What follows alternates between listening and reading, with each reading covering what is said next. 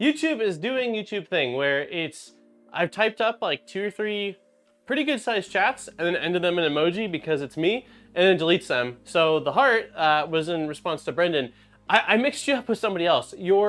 The name and your profile image looks really familiar to someone else that's name is super similar to yours, and they've been working on it's like an open source 5-axis 3D printing thing, and they recently showed this crazy, I don't even know how to describe it. It's like a tube that defies all the laws of 3D printing as I know it, and I was looking for it right now, but I couldn't actually find it, but it's incredible. If I can find it later, I'll share it with everybody. But oh, double space at the end. Okay, good to know. Don't end your message in emoji, it will be borked. Okay, good to know. I had no idea that there was a way around it with double spacing. But happy Wednesday, everybody. I hope everyone is doing fantastic. If you're in the United States or anywhere else celebrating Thanksgiving tomorrow, happy early Thanksgiving. I know Canada celebrates Thanksgiving, but I believe it's the second Monday of October. And then there's a couple other places, but I don't know if they have different days or if it aligns with the same day. But regardless, happy early Thanksgiving to everybody that is celebrating Thanksgiving. We are, this will be our first Thanksgiving without family, which will be interesting. Aaron and I went to Costco out of all places looking for the smallest turkey, and after going through most of the turkeys, the smallest we could find was 13 pounds. So it's going to be a very interesting day, and turkey's on the menu basically for the rest of 2022. So maybe it is only in the USA. When you look up, I looked it up because I was like, I want to be certain, and it said there was like 6 countries that celebrate Thanksgiving. Chat is freaking out on screen. And Canada does celebrate, they have a Thanksgiving that's in October. Let's see. Let me go ahead and Costco for small turkey. Yeah, I know. We had to get gas. We were there, and you know, one thing led to another. Let me really quick see if I can refresh the chat box here. Okay, I think I got everybody. Best part of Thanksgiving is leftover turkey, hot turkey sandwiches. Yes, I love turkey and cranberry and a little bit of mashed potato sandwiches. So today we're going to be finishing the Lerdge IX printer build that we started last week, which is this pretty cool cantilever style 3D printer that's $199 plus the upgrades they sent makes it roughly, I think we decided to do it 225-ish, I think is what it goes. So pretty inexpensive. And we got up to the electronics last week, and I was doing electronics and thought that it seemed a little funky that there was only 2 wires coming off of the switch. Well, there is a missing wire. It wasn't in the box, so I went ahead and crimped my own. So we should be good to go on that. Also, let me see here. Killa Prince, who was in chat last week, Aaron, so much turkey. Yeah, we're excited. Tom, if you don't have turkey of your own, we are gonna have tons of turkey, and we are happy to share all the turkey. We have so much of it. So last week, Killa Prince was in chat, and he built one of these previously, and he had modified his toolhead to accept heat inserts instead of threading directly into plastic. And so I wasn't going to go that route since we'd already installed this. However, his had a little attachment for an inductive probe. And from my research after last week's stream, the way this levels is by creating kind of like a manual mesh where you take a piece of paper, you check the 4 corners and lower it, you set it in the firmware, which is the Lerdge firmware, and then it recalls that and it can sort of adjust as it's printing like a mesh would. From my research, it doesn't look like Klipper has that functionality. And so because of that, I was like, oh crap, I'm going to have to install automatic bed leveling. So I did upgrade it to the heat. It's the exact same setup, but just with larger holes for heat inserts. And then there's this little attachment point for an inductive probe. So that is where we are at today. Drinking water, I have some like kind of important, that's unfortunate news. So I went to the doctor for the first time in like probably 3 years, 6 weeks ago, and it was just for a general checkup. I'm like, yeah, I probably should make sure that I'm still okay. It's been some years. And as part of that, I got labs done. And about 3 weeks ago, I got like they have an app that the doctor uses. I got a notice saying, hey, your blood sugar levels show you as being pre-diabetic. And I didn't think much of it at the time because I didn't know I was getting lab work done, and I had drinking a super sweet high nose, the Dutch Bros Golden Eagle coffee, which is like the sweetest coffee with sugar and caramel and cream, and it's delicious. So I thought, oh no, it's that coffee, it probably borked it. And so I went in on Monday for a follow-up to that, and the doctor was going over that, and I was like, yeah, it's because I had this coffee. And he just looked at me like this and said, no, it's not. The coffee wouldn't have spiked you that high. So because of that, unfortunately, there's no more monsters for me. I have to change pretty drastically my eating and drinking habits. So it's water. I'm allowing myself to have 1 soda a week as like a treat compared to like my daily Dr. Pepper. But yeah, no, I'm not pregnant, John. So yeah, I unfortunately have to just change my eating habits. There's no denying that, like, since the pandemic, it's gotten worse. I typically work on a project until I'm dying of hunger, I feel like, and then I just grab something quick, which is often junk food.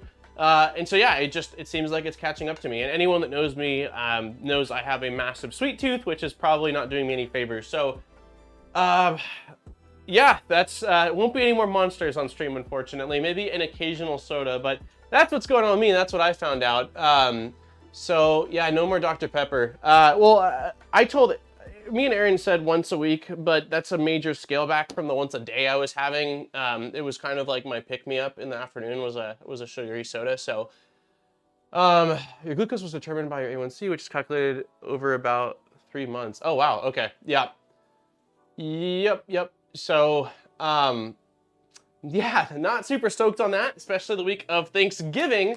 But I'm glad that I was able to find out beforehand and, you know, hopefully take some preventive measures, move more, and eat a bit healthier to prevent things from getting any worse. So that's the unfortunate news of the day. Other than that, everything is going great, and I'm super excited to continue on with this build. As normal, we will be doing our Polymaker filament giveaway that will go live in 1 hour and 23 minutes. We'll post the giveaway form, and that will be open for half an hour, and then we will do our drawing. So did you fast before the lab test? I did not fast before the lab test, but I let them know that. I let them know that. I'm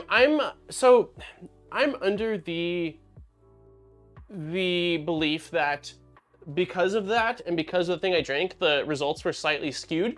However, based off of what the doctor said, even if they were skewed, I would still be like north of where someone would ideally like to be. And so I think if nothing else, it's just a good wake-up call to stop eating so crappy all the time. And again, to exercise more. My parents are pretty big on health and fitness and stuff like that. And every time my mom calls me, she asks like, how many times have you moved this week? And I'm like, you know, so yeah, no, it's not easy fix.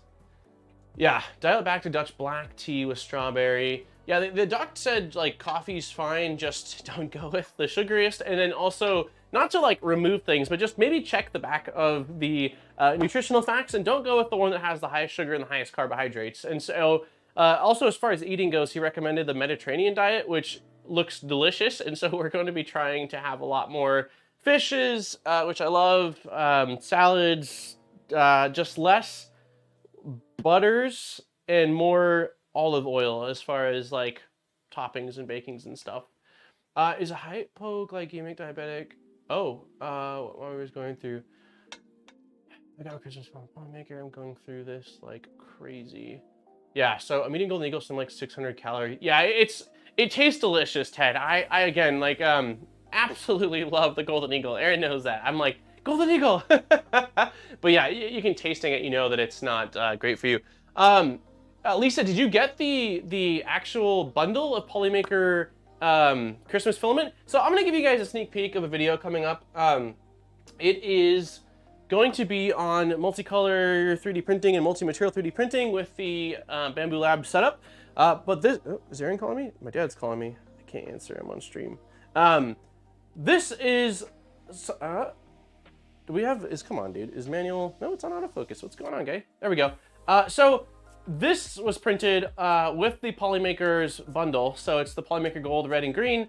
I goofed. The printer did a fantastic job. I didn't realize till after that the front of his bag should also be gold to match the back of his bag. If I'm being honest, this took me probably half an hour to paint in the slicer. It's a single extrusion model. Come on, camera. I'm sorry, guys. It's a single color model that I painted myself. And so anyone that knows my spazzy personality knows that sitting down in front of a computer and just painting in the lines isn't exactly my favorite pastime. But yeah, I did print 2 of them and they turned out incredible. Erin was like, oh, they look so good. She's like, oh, the bag though. But I'm not gonna reprint them. They were quite long. I think it's really interesting how much filament multi-material or multicolor kind of waste in the purge process.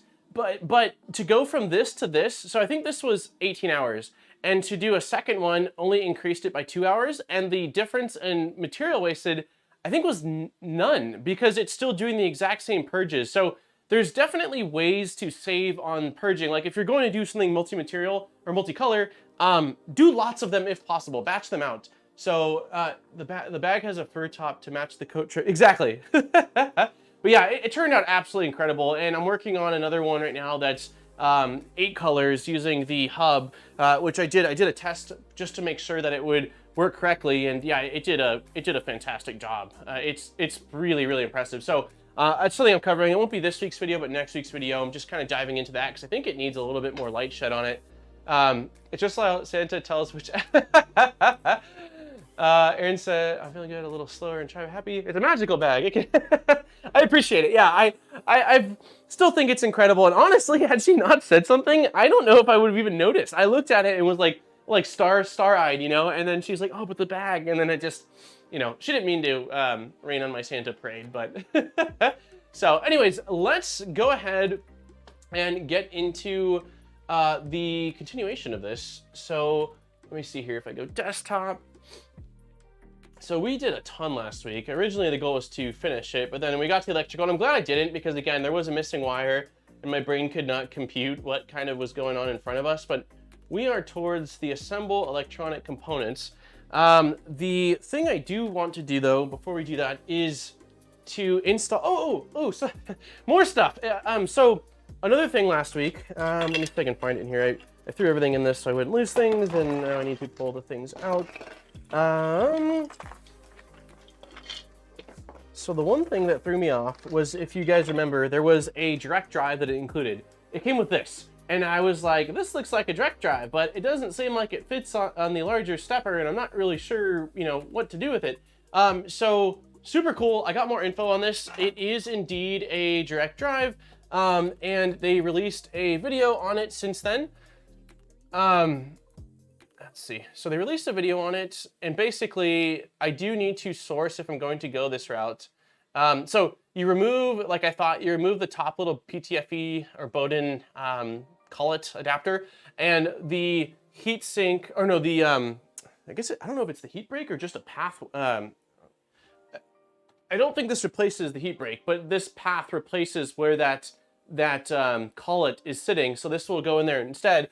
And then you just need a smaller motor, and then they provide an STL file for a different housing, which is also kind of unfortunate since I'm using Killa Prince one that has the heat inserts, and then you've got this adapter. Oh wow! Okay, so I lied. You can use the full size. You can use a full size motor with it with this adapter, but I'm going to use it as is. The downside of the direct drive. Monkey's freaking out. Delilah, you're in here with me, pretty girl? I thought you were outside. It's gonna get loud for a sec. I think Aaron just got home. So the, man, backtracking because that threw a wrench. Oh, one, I don't have a smaller motor for it right now, and this larger motor means quite a bit of weight on the gantry that I'd rather not add on a cantilever setup. Two, going with this setup, you lose your, I believe you lose your filament runout sensor. Because it's embedded, the PCB for that's embedded into the Bowden setup extruder. So it might be something I'll explore in the future. It's nice to know it's a possibility, but I don't think that it's a thing I'm gonna do right now. This is the part where I get to yell. Yes, you do get to yell at me. He's like, yes, I know. Oh, Aaron's at Target. Okay, so it's not Aaron. I'm gonna close the front door until give me one sec, y'all. Until Aaron comes back, because Monkey has been just, well, he's been Monkey. What is it, Bubba? Are you barking at nothing again? There's nothing out there. Come on, I'm gonna close the door. You always do that, dude. You're the dog that cried wolf. He does it all the time now. Before it made sense, but now I think it's just like a passing car, and I'm like, you can't bark at every car in the neighborhood. Let's see. It's okay. We watch you for pup. Thank you. I have no middle ground. I've explained that my whole life. Like, I'm either the most focused person in my zone, or I am just all over the place. So, which has been just a massive blessing and a curse. So yeah, we're not going to go with that, but I did want to share that they do now have the STL files to make the direct drive setup work, and it's not very difficult to install, which is pretty cool. Okay, so the first things first, I need to find the, I just purchased a inductive probe off Amazon. I think it's this kit. Nope, that's like, tell me I didn't, okay, here it is. I was like, tell me I didn't lose it. Okay, so I went with this one for two reasons. One, it had good reviews and it's Amazon, and that's the way I go, even though I know that a lot of times reviews might not always be legit. It says that it's just a regular Pinda, so it's not a super Pinda, but also it's got red, which matches the color profile, and yes, that was part of the reason. Kenneth says, did you get a P1P? The answer is yes. I did. It is right here. I don't want to get into it too much right now because one, I want to finish this, and two, there's a lot of content coming out on it all the time. I thought I was misunderstood. I misunderstood. I thought that there was a bit of an embargo on it until they announced some more info, which didn't end up being the case based off of like Joel, 3D Print General, Edge of Tech, and everyone doing content and stuff on it. But I am not going. I've been printing with it a fair bit. Here's some of the things I printed with it already. But I won't have a video on it for at least probably 3-ish or so weeks. I have a list of things I want to run through with it. I've already put a lot of thought into initial thoughts on it based off assembly, poking at it, spinning it, putting it next to the X1 Carbon. But yeah, I will have content on it, just I'm not covering it now.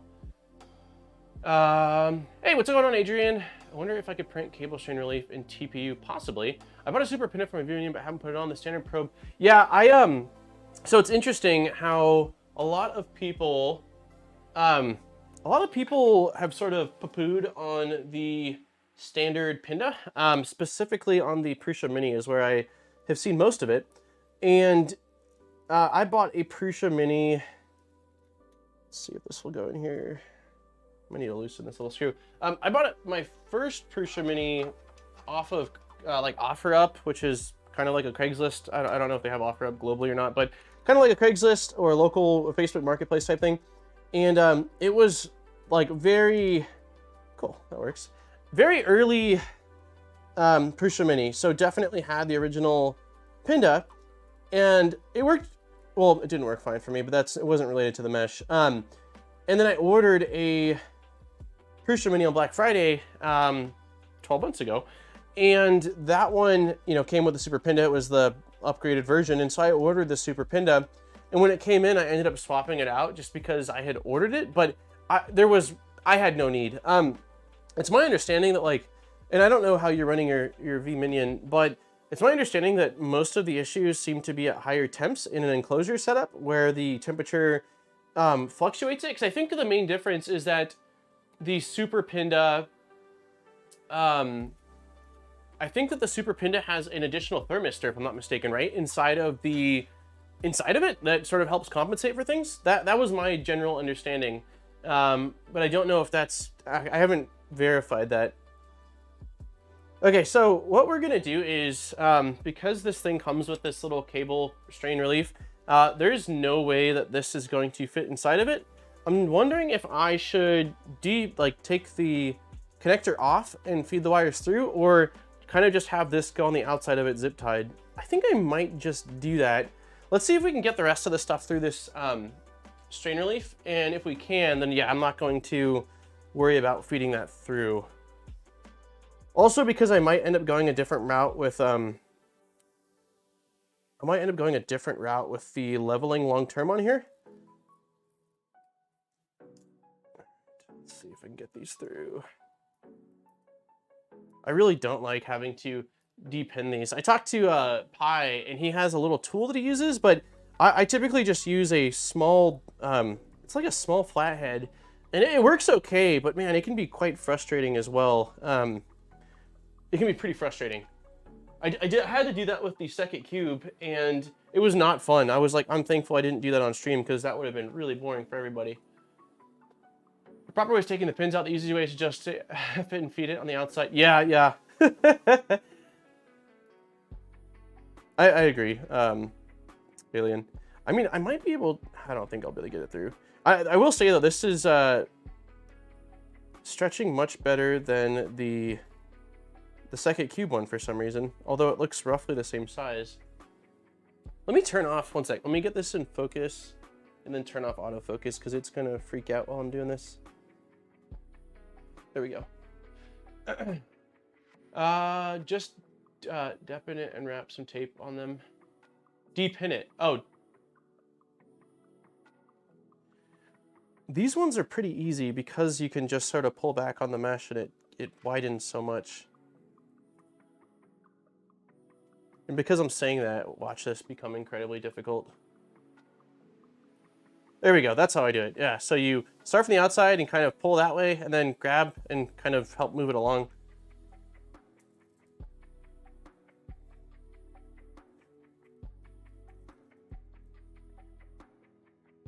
The cable wrap, like I think I saw that on Nero's second, he went with the, so get this out the other end. He went with like the actual wrap stuff that you sort of just wrap around the entire thing. I like that stuff for its ease of use compared to this stuff, but I don't like it look-wise. Like look-wise, I don't think it looks quite as nice as this mesh. Like this, to me, this mesh looks really, really nice. It's just the process of doing it isn't super fun.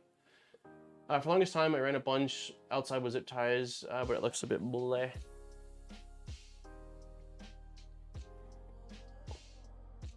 Yeah, I'm going to see, because of the fact that this was able to widen pretty easily there, let me see if I can somehow, one second, this green one needs to get pulled. Okay.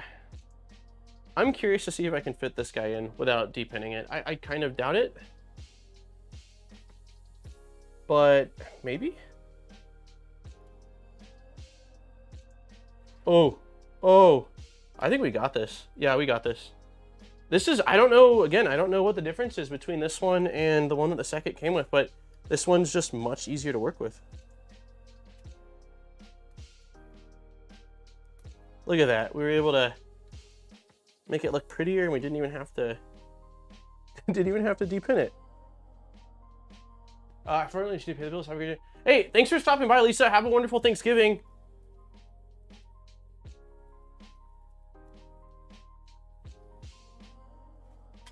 All right. Yeah, that was easy.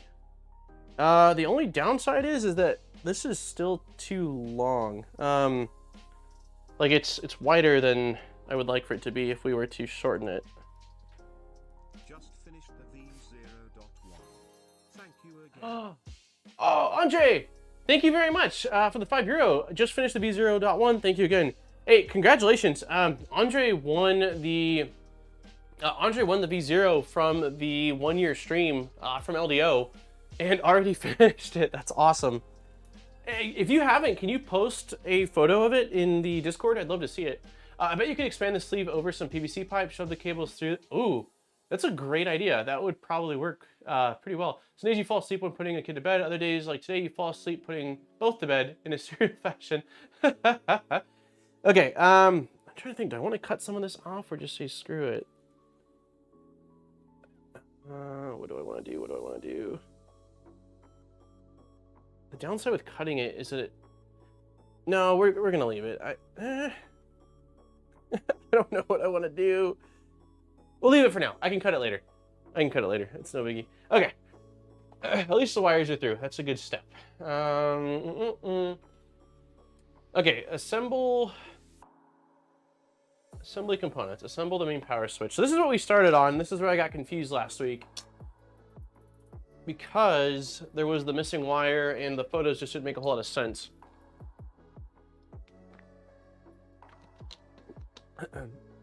I've got my yelling voice. Okay, so we've got T-nuts on. What else do we need from here? We need the actual switch, which I do have set up correctly now. We need this. It's an SSR, right?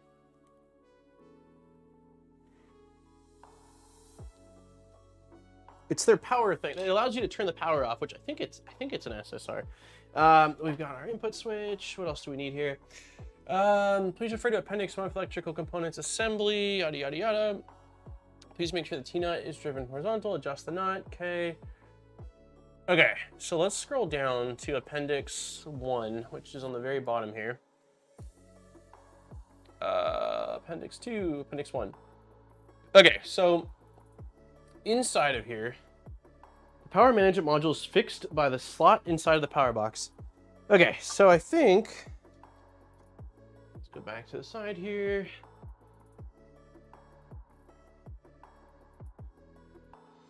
V0.2 soonish or later, who knows? Yeah, I'm excited. I'm excited for 0.2. I probably will upgrade. I'll definitely upgrade one of them, and then for the other one, I don't know what I will do with that one. I don't know. It depends on what the upgrades are. I think the main ones are the mini stealth burner. They went away with I think the curved top and just made it where it's like rectangular shape, and I think they changed the bed up a bit as well. Let's see. Okay, so let's try this. So it looks like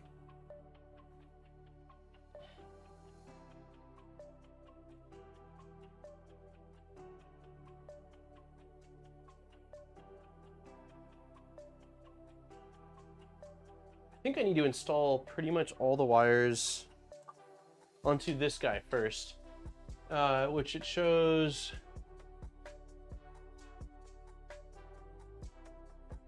Where is this guy? There's at least a cover on this. Alien. Hey, what's up, Red? Okay, so let me also just kind of pull out the wires here and see what we've got. So this is going to be probably to power the board. Let's see, what do we have? So we need a red, a black. Oh, live neutral. Okay. It's that, and then maybe another red? I hope we're not missing more wires. That's gonna bum me out. Okay, so this is one harness. Don't know what you are. This is a fan. Are they really missing? Oh, that sucks. Looks like we're missing an additional wire. They're supposed to be for live neutral and ground going into this board. When will you be doing the Mercury 1 build? So the Mercury, hey, what's up, Red 5? The Mercury 1 build was supposed to start next Wednesday, but Fabrico let me know there's a chance that the shims in my kit might be slightly off. They're supposed to be 1mm thick, and he thinks that they could be 0.85. I need to measure them after the stream with my calipers. If that's the case, it'll probably get pushed back 1 week. If that's not the case, then we're starting next Wednesday.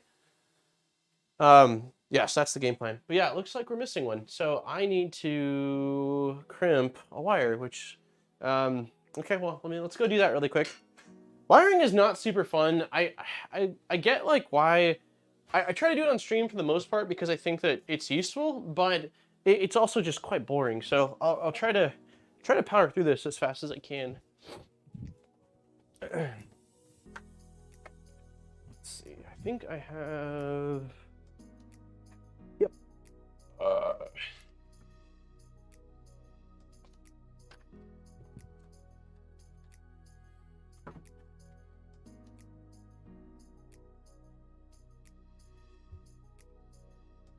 It should be fairly quick. I have all the stuff for these like spade or fork connectors.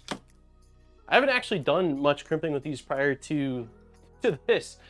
Okay, so it looks like the one we're missing is supposed to be a red wire, roughly the same length as these guys. So we'll go right about there, should be fine.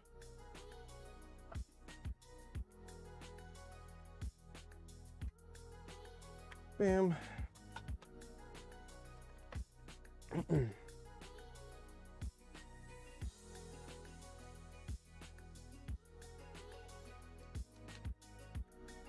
Probably needs to be a little bit longer than that.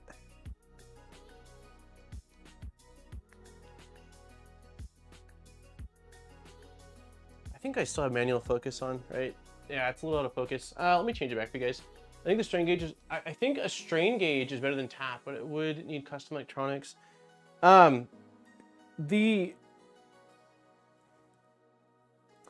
So what does a good strain gauge system look like? Because the only strain gauges I'm familiar with are in the ones that have come out in the budget 3D printers, and it's, from what I've seen with them, there's actually like, you know, a piece of metal that's holding, that's like sort of tied to the strain gauge, right? And as it goes down and probes, it slightly moves, and that's able to tell the sensor or the reader that, hey, like it's probed or it's touched the surface. But my question is I would think that that would only have so many cycles, at least in the current setup, which seems to be like a piece of, I don't know, aluminum or sheet metal. Tap will change accuracy with thermal expansion. Interesting. What kind of sensor is Tap using? Hey, what's up, Scott? Scott, perfect. I'm glad you're here because I told you we were. So Fabrico pinged me late last night, letting me know that there's a chance that the Mercury 1 kit that I have might have the wrong nope, not diameter, thickness on the shims. I guess he's saying that he thinks that it might be. It's supposed to be 1 mil, and I think that he's saying that it might be 0.85, the one I have. So after the stream, I am going to confirm that. And if that is the case, the stream will get pushed back 1 week. So instead of next Wednesday, the following, so that way I can get the replacement shims in. And if not, then we'll be on track like we're supposed to be. So I will let you know. I will let you know as soon as I find out, which should be again today at some point.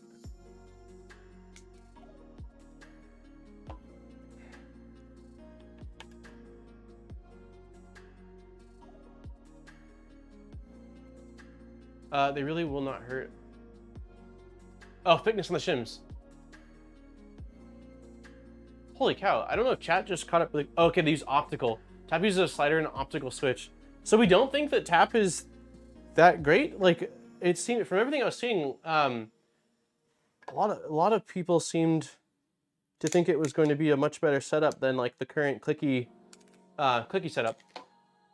So you're saying thickness on the shims that really will not hurt? I do not run them. So you're saying you don't need the shims, Scott? But would it be better to run no shims or to run the slightly, you know, because 0.15 of a mil is quite small. I'm wondering what it would hurt to run that slight, you know, the slightly off.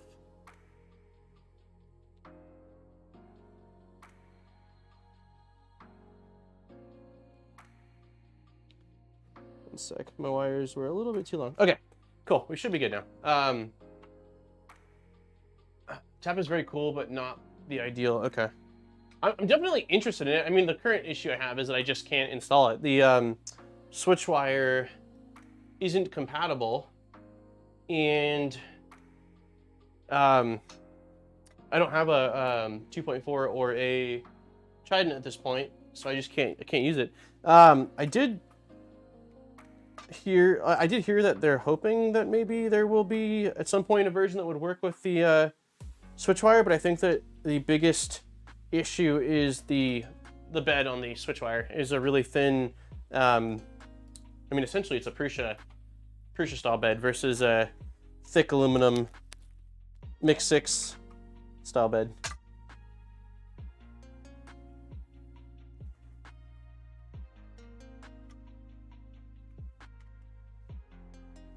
Let's see. We took them off at Murph and I never put them back on. Interesting.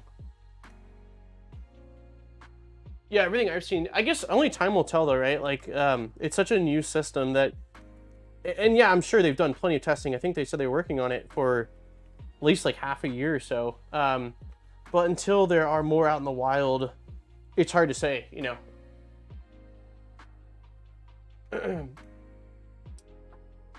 Interesting. Well,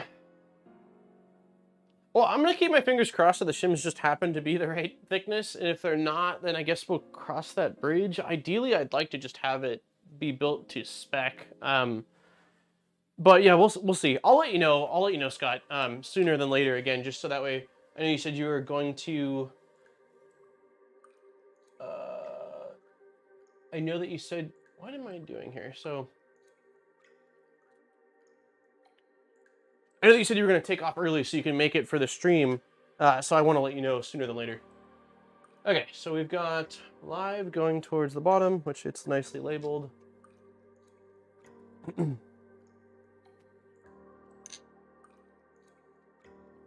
Slice has got a sale. What do you all think of the Mosquito? Thinking on my Macs. I've never used Slice products. I know a lot of people really like them.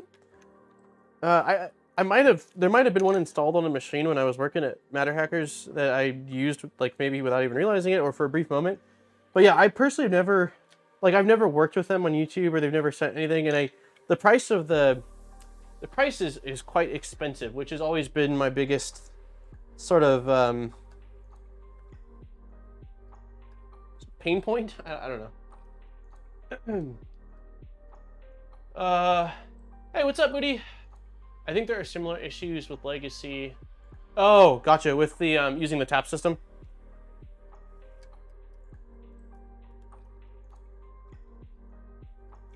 Yeah, I haven't looked at the Sam's in chat, I think. Sam, do you know what kind of bed the Legacy is using?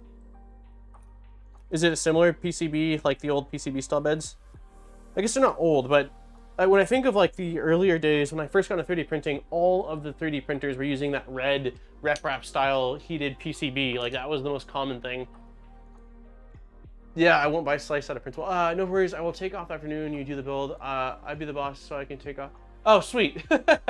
Cool. Well, I still want to let you know, man. That way, if you have other things you could schedule instead, I don't want you to not be working if you can be. So I'll let you know. Hey, there's Steve.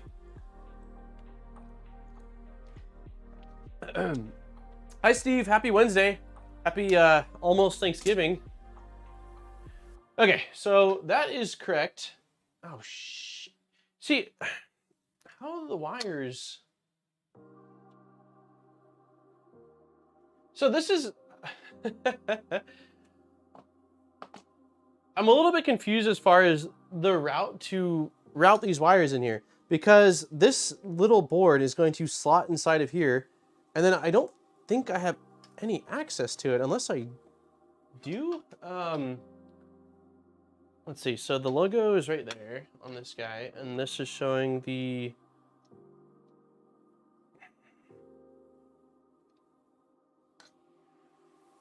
What am I missing?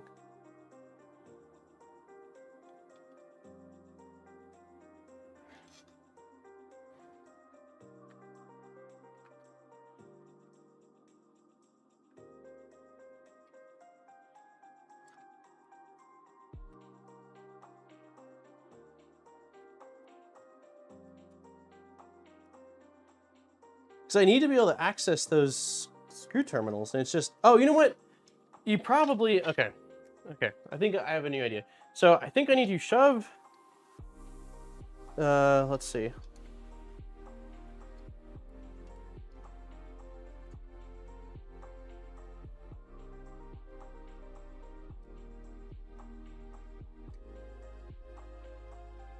I'm wondering if I can install... My mind is melting a little bit right now.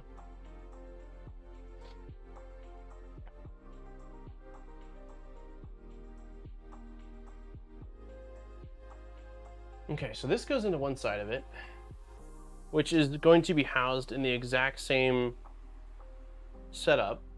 And then the other side,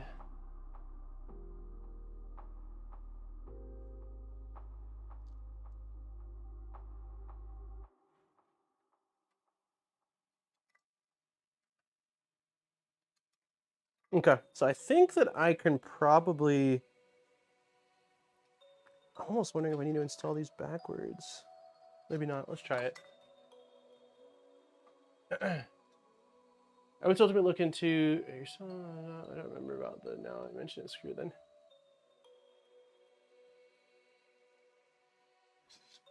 The main thing with Slice is they're just the patents. That's kind of what has soiled their reputation with some of the community.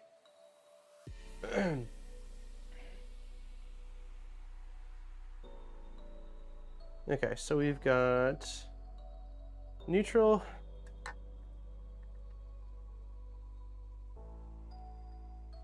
It looks like, we talked about this a couple weeks ago, but it looks like Goliath, the Goliath hot end, that Vez was able to make some revisions to it, and it seems like he's going back at it, like trying to release it. I saw he posted just the other day about it. I think I just saw it yesterday or the day before that, let's see, ground. You are ground. Yeah, I think these ones I can just slide in the wires.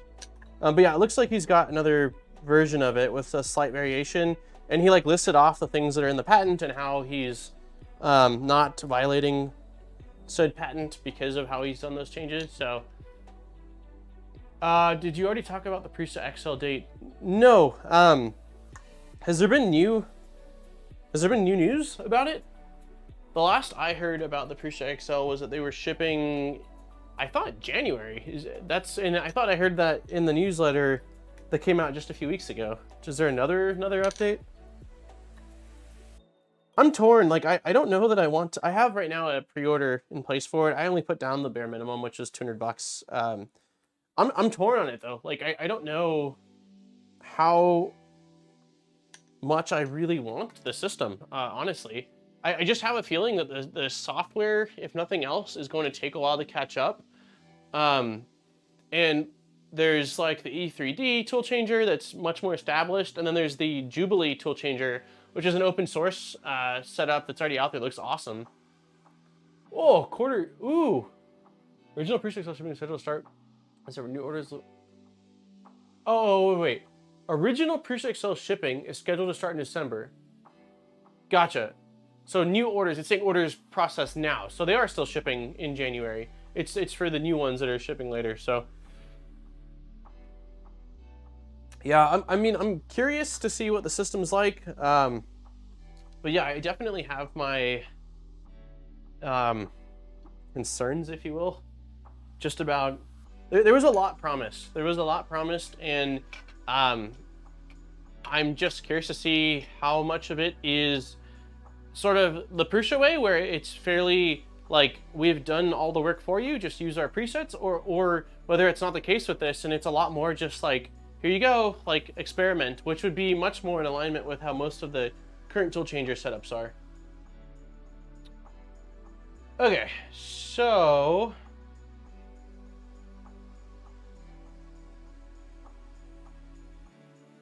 things that need to happen. This guy,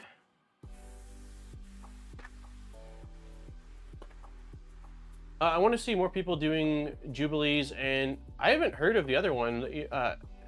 Hevorts? I expect the actual availability when in stock for not pre-ordering will be more like late 2023. Yeah, if even that, Alien.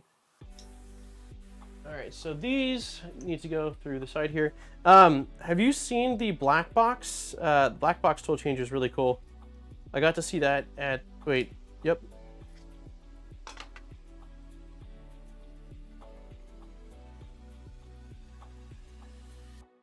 Okay, so it looks like only 3 wires. Oh, okay, interesting. So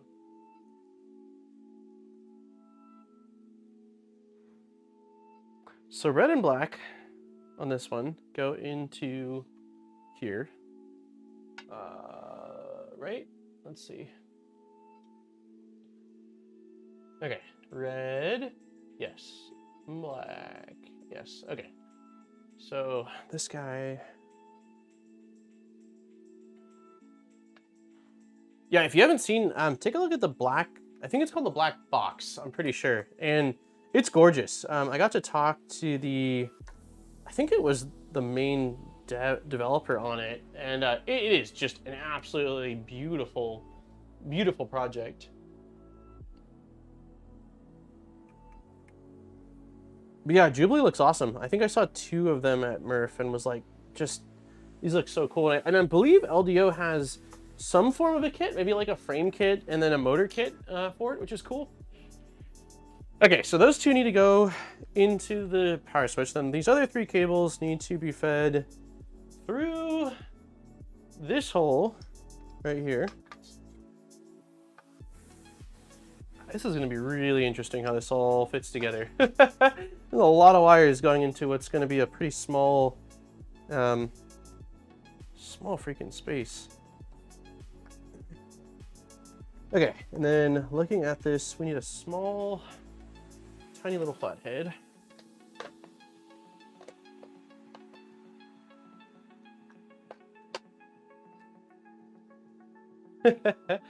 Damn this hobby.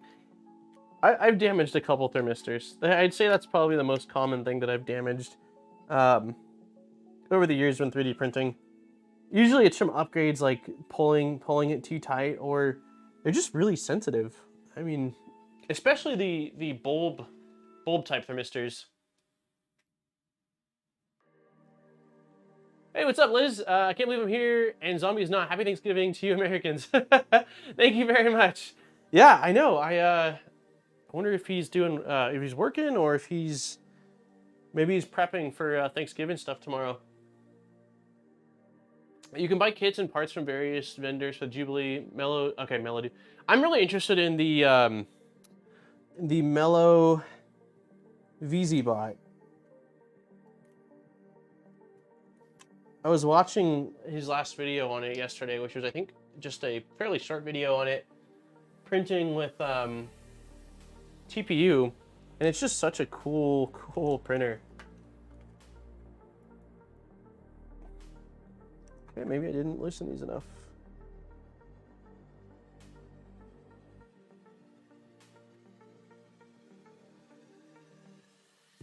Yeah, Black Box looks awesome, right? Building a Trident X Jubilee. Ooh, that sounds awesome. Hey, what's up, Matthew? Family, yeah, family. How dare he? I think he gets a pass.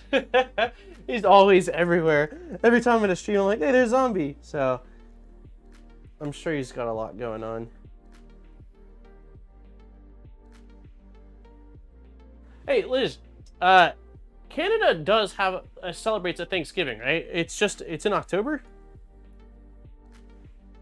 I was looking at like Thanksgiving in general, and it looked like there was a few other countries that had Thanksgivings, and Canada was one of them. But it's in October, like the second Monday of October. Ooh, Ted has a VZ. Was it all self-sourced, Ted, or did you kind of find kit stuff out there? And also, how did you go about the machining aspect? Because I haven't looked too heavily into it, other than the drooling videos of it going really quick and stuff like that. But it's my understanding that there's at least a handful of Zombie's here.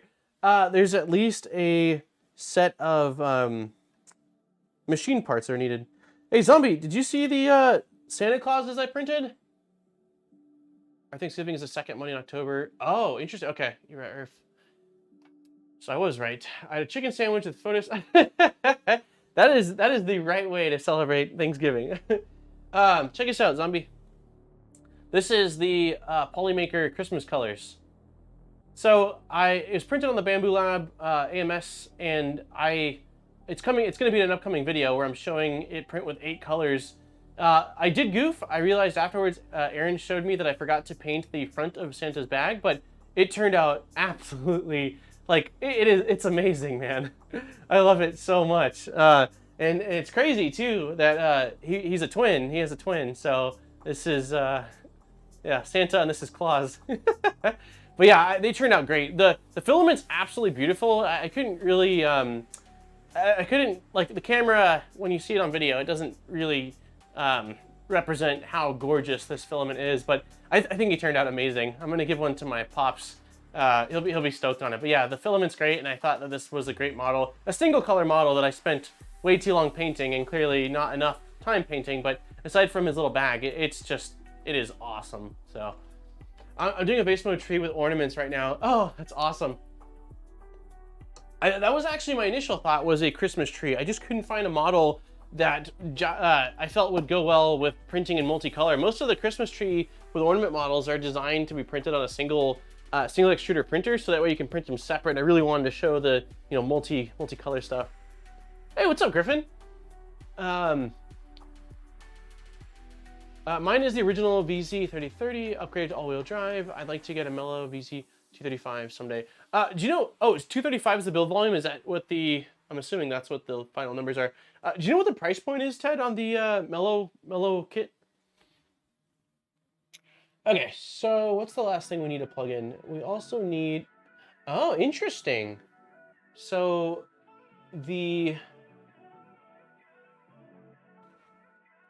there was one wire that was included in the kit that I wasn't sure what it was for, and it is this guy, and it plugs into this module and then to the main board. I don't think it matters which direction, it doesn't seem like, so we will just plug you in there.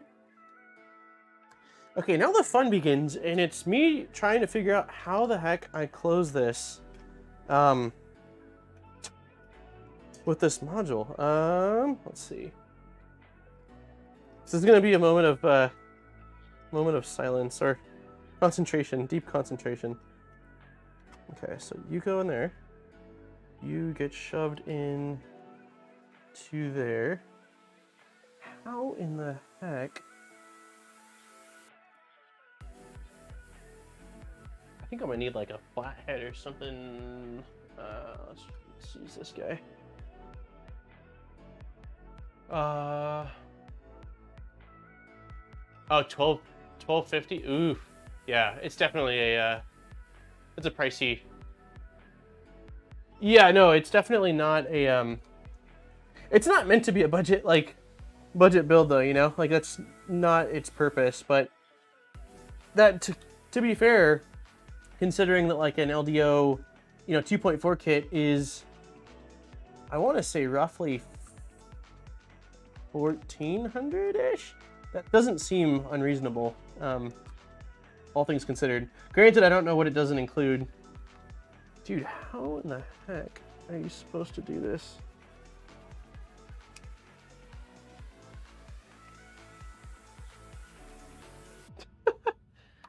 All right. This is nuts. I don't know. Oh, there we go.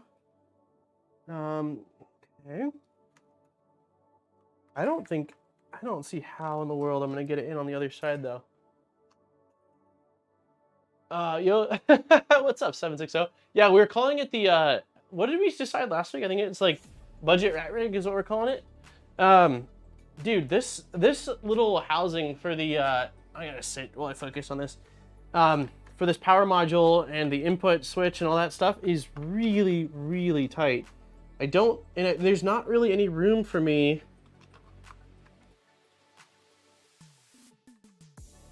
There's not much room for me to get wires out of the way. Let's see.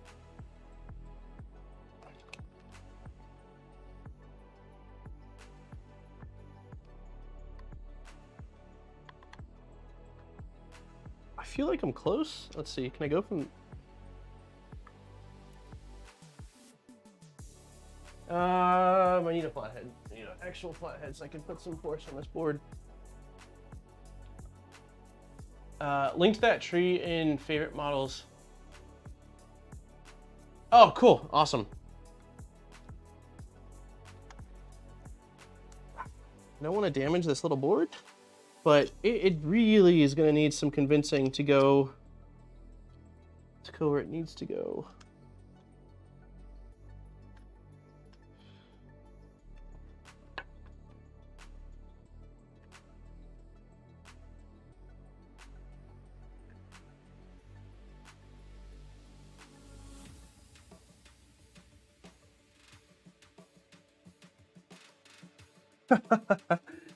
I don't know, guys.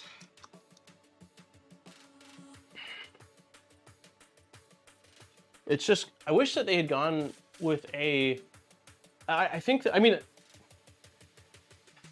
don't know. Well, you know what? If I pull, that helped. That helped a lot. I can pull, I don't need so much slack on these wires. Okay, let's try this again. There's one more wire that's being a jerk. It is you.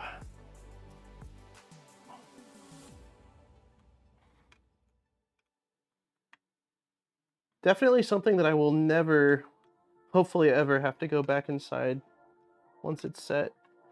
Yeah, there's one wire. Let's see. I wonder if I could pull, maybe it's easier to get it in if I take this out for starters. Now we try to slide this in.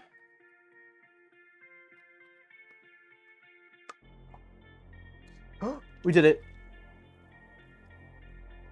Let's go. Yes.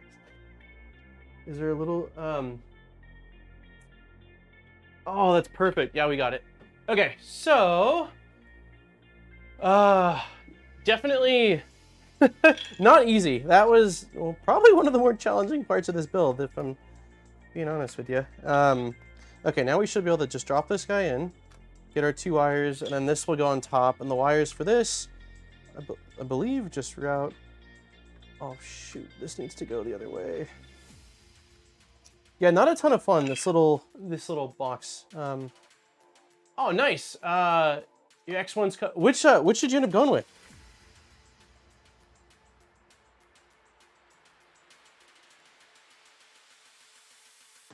That's gonna be really cool for your guitars, man. Did you go with the AMS? I still have a frozen turkey. I was just saying that Aaron and I got a. Okay, Aaron and I got a 13-pound turkey, and it's just us. So we were also going to be having just absolutely insane amount of turkey. I'm trying one last thing. We're getting closer. We're getting closer. I think this is the hardest part of this. Posted a pic of my VZ in the Discord. Okay, I will check it out in a minute here. Come on, wires. Yay! Okay, that's done. All right, I think that was the difficult part. I think everything else should be smooth sailing. Jeez, man. Let's see what I missed. Gotta go and pick up our Thanksgiving meal from Whole Foods. Nice. Are you doing like a prepped, like it's pre-done, John, or no? Are you just getting all the groceries for it? Either way, good luck. It is a zoo out there. We went to Winco yesterday to get a couple of final things, and it was nutty. Okay, I don't see it showing what screws are used, but it looks like it's going to be self-tapping screws. Yeah, that was a fairly tight fit, Steve. I almost think that a redesign of it that just takes bolts and it's 2 pieces, so you have more access to it, would probably not be a bad thing. Okay, I don't see any mention of what screws to use, so let's see what we've got left. I imagine it's probably self-tapping screws. Oh, this is step 6, so let's see where we are.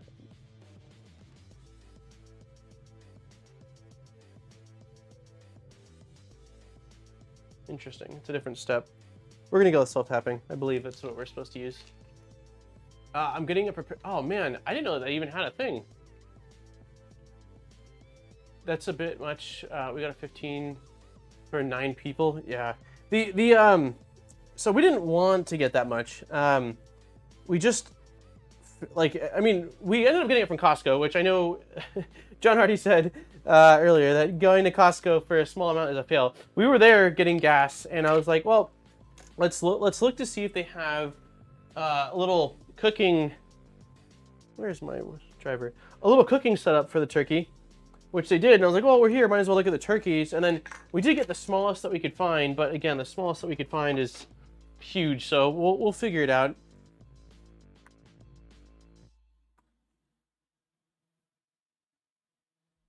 Yeah, that seems like that's working okay.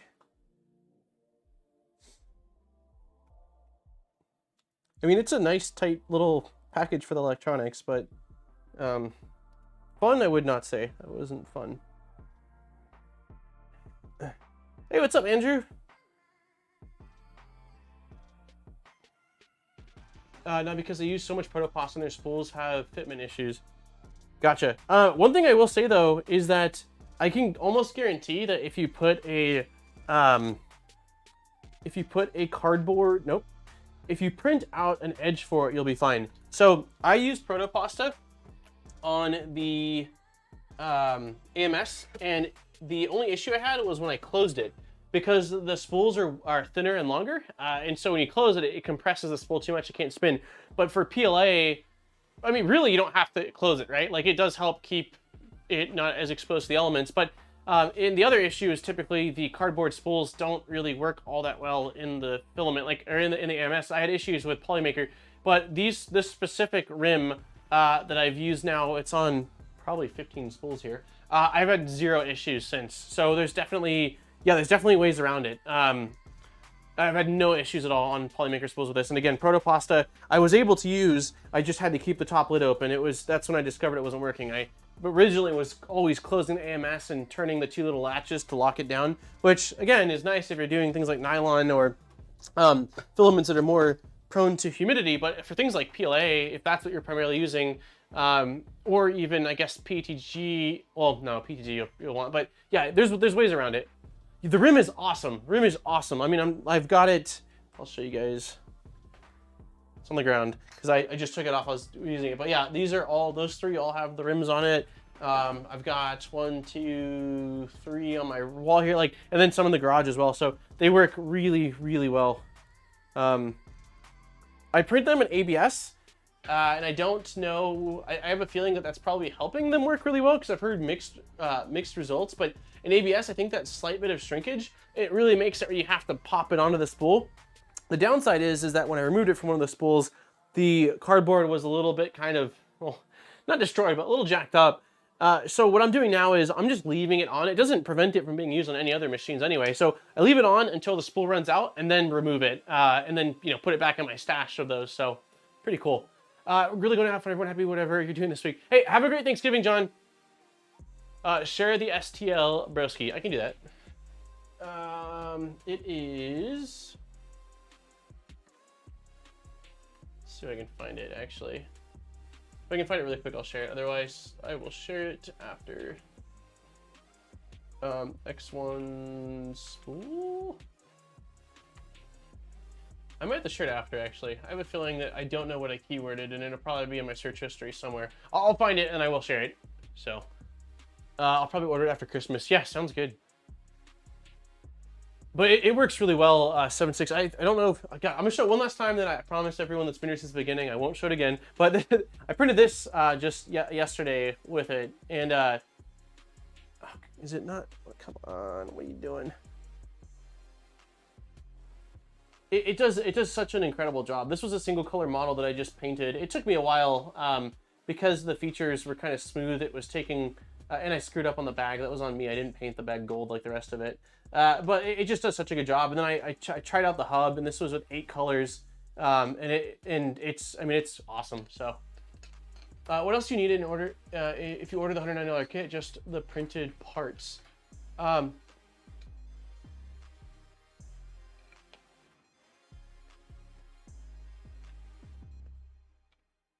Sorry, monkey was freaking out earlier. Yeah, so if you order the kit, all you need is the printed parts, and then the other thing I'd recommend getting is they have a aluminum upgrade. The upgrade's only $20, and then instead of being plastic, the bed frame is aluminum. The what else was aluminum? Bed frame. This entire there's a big aluminum part right here, and then there's one more. I don't know where the heck the last one. Maybe it's down here. I think it attached down below. It's a $20 upgrade, and I highly recommend getting that. And then they sell heat breaks for this for $2 that'll let you convert it from the PTFE that it comes to all metal. So I would spend the extra $22. That's it.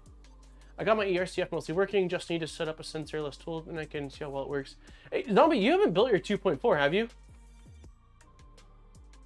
Tempting you for an ERCF. Where is... I need to build the ERCF. I have the kit and all the parts, and I've had them for months. I think that once we finish the Mercury 1, we might do that, because the Mercury 1 running Klipper, it'll be a perfect setup for it. And I know Scott had done... Oops, sorry. Scott has ERCFs, and I saw it running, or saw the results of it on his Mercury 1. It looked beautiful. I will say that I just... my experience, and I'm going to be going into it deeper in the video, is I've never used a multi-material system easier than the AMS, and I've used quite a few of them over the years, or at least been exposed to them. Like, as far as just plug in, it does all the work. You just choose colors, hit go, and it does the rest. There's like nothing more to it. So I do think that it's probably the best solution out there, but the downfall is that it is... Oh, man. One sec, guys. The downfall is it's only for the X1 and not compatible with other printers.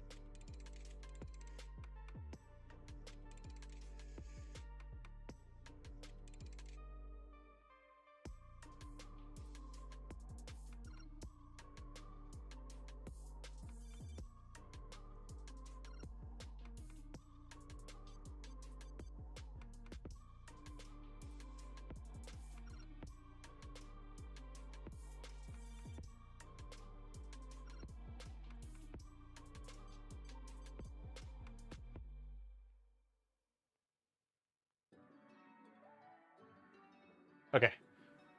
Are you going? Are you? Yes, I am doing the Hydra. Yep. No, but I don't think I will put it on the 2.4 for reliability. That makes sense. It'll probably go on the simple core. I wonder how easy it is to bypass it. Like if you use it, and you're not going to be using it, right? Like just to unplug it and go directly into it, because that's what I would like. It doesn't let you post links, Beef. The only ones that can is me, and I think G-Funny can too. That's it. Yeah, I am doing the Hydra though. I am excited. It will be afterwards.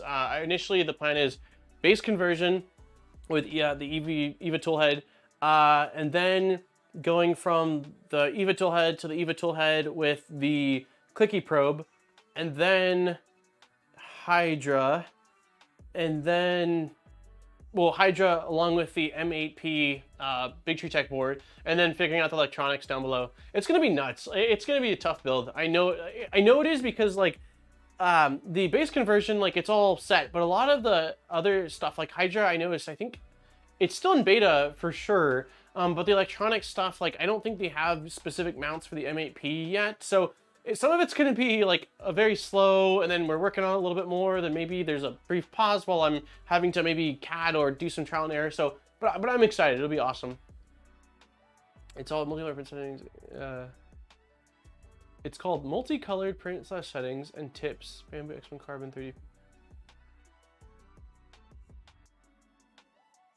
There's a great video about reducing waste with EMS by a small YouTuber named 75 Echo. I've heard of 75 Echo. Yeah, are you in the Discord, Beef? Can you post it somewhere and just tag me in it? I'll check it out after. Can the parts for this be ABS, or do they need to be something else? If you buy this with the parts from them, it's PLA. So definitely doesn't have to be ABS. I went with ABS because my rat rig is in PETG, and I was like, well, I have a ton of ABS thanks to Polymaker, and I've got printers that can print it, so let's go ABS. That way I can pretty much enclose it or throw whatever I want at it. But yeah, absolutely not a requirement if you want to do PETG or something like that. Can you use DIN mounts for everything? So, oh, you can use DIN mounts for everything. So order through. Okay, that's good to know, Carlos. I'll probably need to know that again once we get closer to it, to order that. But thank you for letting me know, because that will be used. I've never even used DIN mounts. So that'll be new for me as well. It'll be fun. I'm gonna need help. I know I will. I'm sure I will get stumped. Okay, sweet, I'll do ABS so I can do it on my Voron. Yeah, that's what I did. I did ABS, and I didn't actually apply any scale factor. I think there was one part that was pretty tight, and aside from that, everything else had tolerances that were fine. What is that?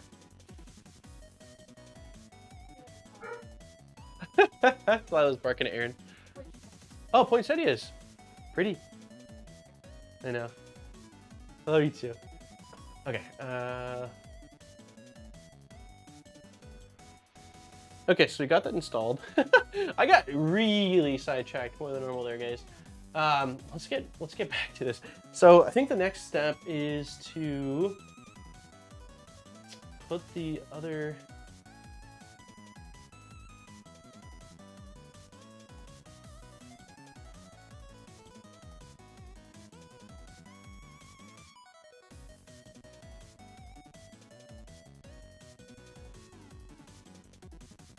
Yeah, we need to enclose electronics. So to do that, I don't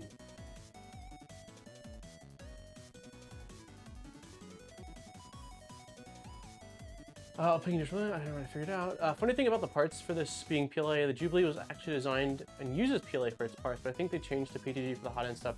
Interesting. Yeah, I mean, I guess maybe it's okay with this. Like, I don't know. Yeah, I don't know. I mean, you'd be limited to PLA, obviously, with it.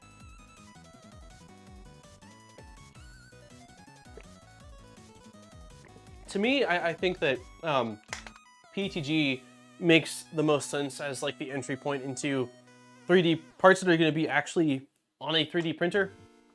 I just think that you're kind of like there's some risk, you know, with something going wrong or things melting. Hopefully there's enough space for these. Man, this is a really tight.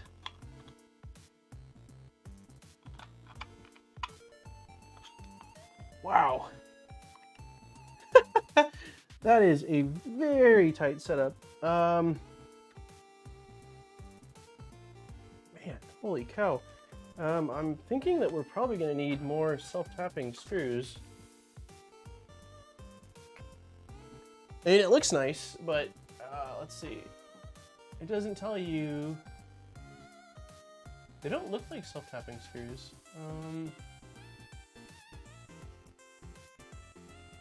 But they don't mention what the heck they're supposed to be, which is kind of annoying. Let's see, so this is section 6.1. This is 6.8 to 6.10. 6.4. 6.7. I mean, I don't know, guys.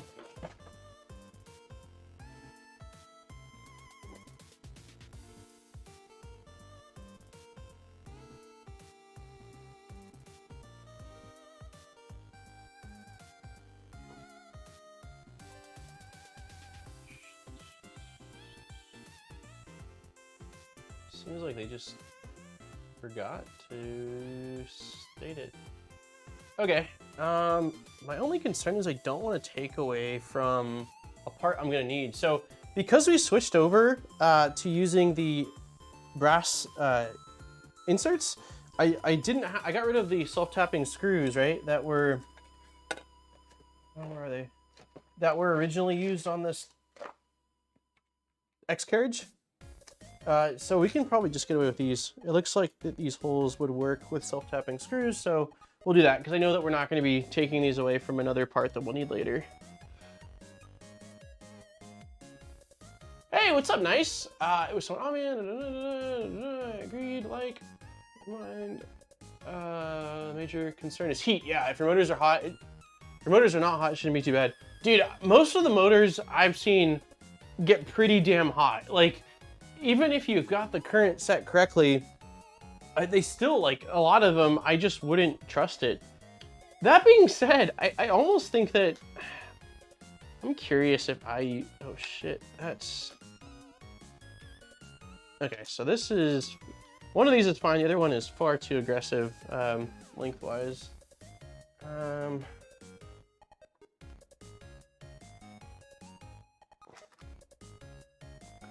Do we have a shorter one?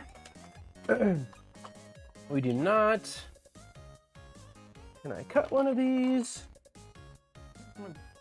Bolt cutters. I don't know where my bolt cutters are.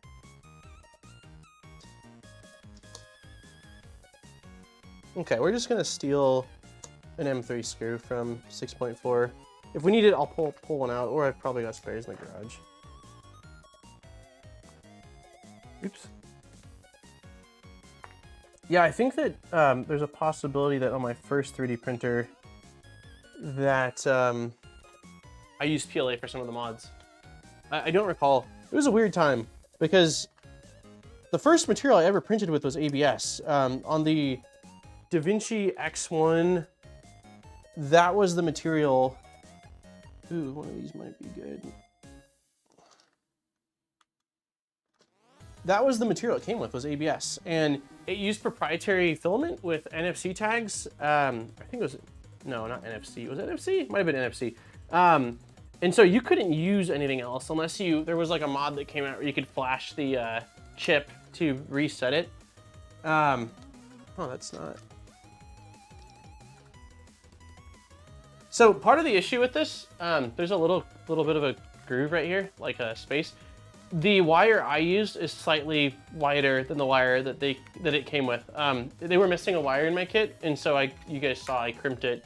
It's a little bit wider, and I think that's what's causing this to have a little bit of difficulty closing fully. It shouldn't be an issue. I mean, it really won't, other than bugging me right now, but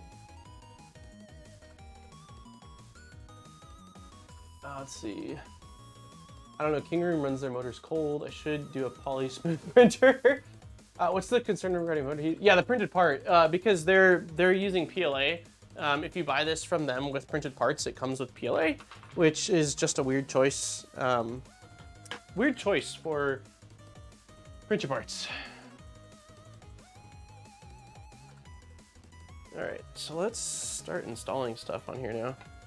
But yeah, Zombie's saying that the KP3S runs really cold, the motors.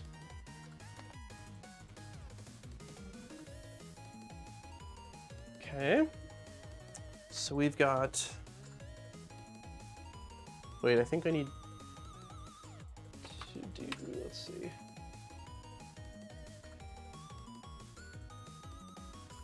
Oh, don't tell me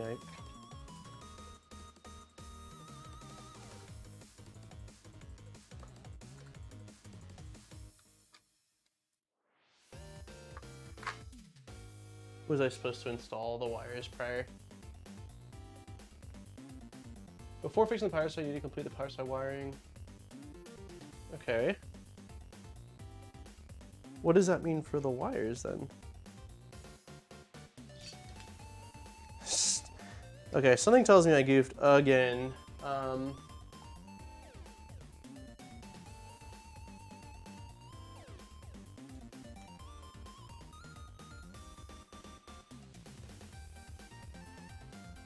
I think I need to run all the wires through here into here, so that way this can then slot over it, which kind of sucks. Not super stoked on that, but it's not the end of the world. Let's do that really quick. Someone remind me too, in 11 minutes we're doing our weekly giveaway. RFID or NFC, same difference. Oops. Yeah, it might have been RFID. The fact that ABS was the standard material at the start as well. Yeah, it, they definitely, it was tough. Like okay, how do I want to do this to not screw things up? So I think we will take one wire, undo it, just feed it through, then put it right back. I mean, luckily the DaVinci 1.0 was fully enclosed, had a heated bed, obviously, but it was tough. Like, 3D printing, I mean, I'm not saying 3D printing isn't still tough. There's a lot of variables depending on what you're doing and materials and all that stuff. But like, man, it was really tough. I've said this story. Thank you, Nice, for the €2. Same color as my NPCNC lowrider, long life to ABS. Yeah, I think that it's funny because I haven't done any of the boron stuff in boron colors, which is black and red. And I was finally like, you know what, let's do a black and red build. So this looks great.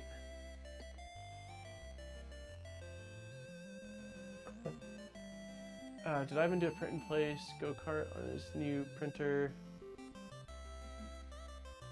I haven't seen his new go-kart, but I did see his big Core XY printer, which is absolutely insane. But yeah, what I was getting at was, when I got into 3D printing, I gave up on 3D printing at the beginning. I had such a terrible experience, which would have been end of 2014, beginning of 2015, and there was like no info. The printer basically died on me. I was getting no support from the manufacturer, and it's kind of screwed. I was just on my own, which is sort of what led the channel to, you know, kind of becoming what it is now. Was thanks to my crappy experience, because prior to the channel was all video game modding, hacking, and repairing, and which I started doing also because much of the information was either like gatekeeped or wrong or hidden deep in forums. And so when I spent like, you know, hours and hours and nights reading and asking questions and stuff, I was like, this should not be this difficult. So I started making videos on it. And so it's kind of similar, you know, what caused me to transition into doing the 3D printing stuff instead of that. Thank you, Nice, for the 2 euros. I prefer ABS. There's a lot of smiley faces. I prefer ABS at this point over PTG, but I don't prefer it over PLA just for fun. I think PLA is the easiest to print.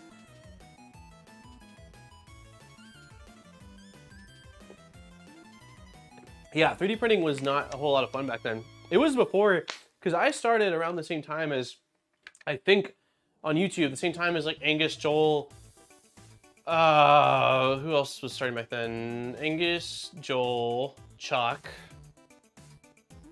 Tom. Those were the main channels. I remember starting around the time I transitioned from what I was doing to that. So those weren't around either back then. It was all real manual. Or just, you know, forums. And if people aren't comfortable watching YouTube videos to get information sometimes, or that's tough, imagine like digging through just forums, endless forums. Yeah, it was rough. Okay, so the last thing I need to attach is just these 2 cables, and then we can close the power supply up.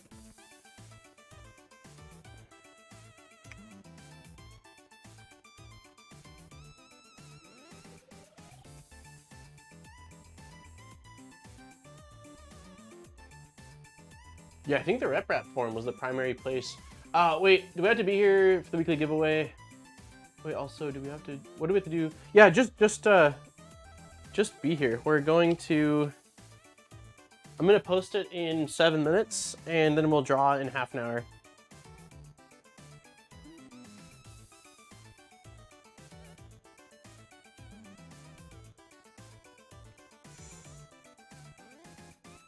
All right.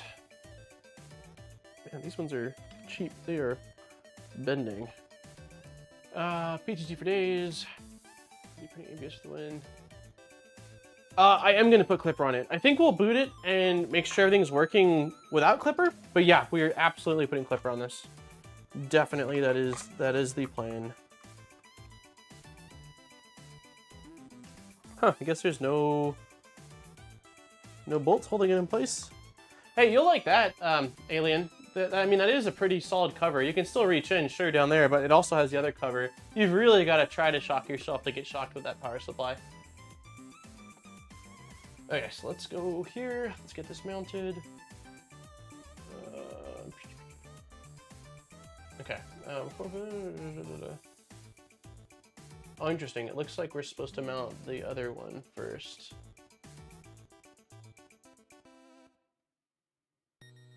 Okay, so this guy mounts, so let's mount this one first. Wait. How in the hell? How are we gonna mount this? I just realized if there's wires coming out the bottom, it's going to pull this thing flush, which means it's gonna crush these. Oh, wait. No, it won't, because this is above where it attaches. Awesome. Okay. Brain. I was like, it doesn't make any sense. We're going to be pulling it, but yeah, because the extrusion's so small, it will be above that. So let's get this like that. I'm putting an articulated snake in TPU. That's awesome. Okay, so this looks like orientation is like this. And let's see, what size driver do I need? Looks like it's a fairly small one, probably this one. Yep. And it looks like orientation-wise, this needs to go just right up against the drag chain.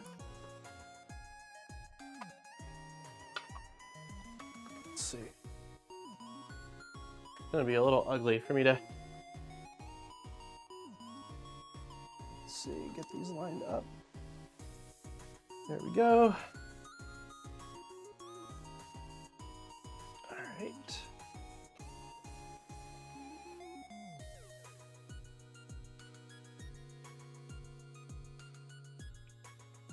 Okay, that one went in. Feels tight.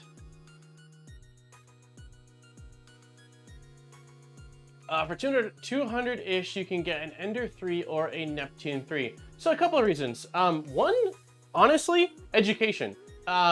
Building a printer from the ground up like this is probably one of the best ways to learn like how 3D printers tick, how they work. I could see this being really popular in schools, honestly. Like some kind of they actually have FDM 3D printing classes, and as part of them, they have you assemble printers. And I had, when I worked at Manufacturers, we actually had schools call and they wanted a kit. It needed to be a kit and inexpensive, so that way the students can, you know, put together the printer and flash it and do all that stuff. That was like part of, why is this not tightening? Okay. So that's one of them. But I mean, I guess that's pretty niche. The other thing is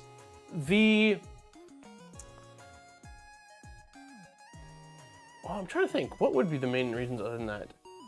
I mean, you can get a bimetal heat break when you build it, but that'd also be the same case with an Ender 3. I mean, I would argue that it possibly is going to maybe be able to print quicker because of its rigidity. It is also, it's a good way to make sure you still know all your swear words. But yeah, this honestly might be able to print faster and better than an Ender 3. It's up for debate, but with the upgrades and those steel plates, this thing is quite rigid, and I wouldn't be super surprised if it can print pretty fast once we get Klipper and Input Shaper on here. Other reasons, I feel like I could answer this better. But right now, I think the main thing is that it's a kit, and if you want to build a low-cost kit, it's a great option. That's what I've got right now. Yeah. I'm designing my little printer to be a moderate price, semi-enclosed bed slinger, so hopefully someone will find it useful. Interesting. I know you were talking about that, Zombie. I didn't know that you had kind of gone further with it. That's awesome. Is that something that you're going to be showing while you're streaming, or are you going to kind of like wait till you're ready and then show it, or?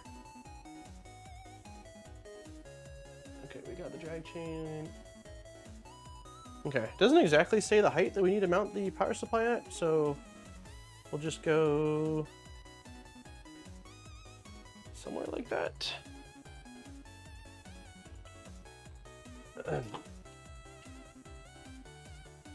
But yeah, that's a great question, honestly.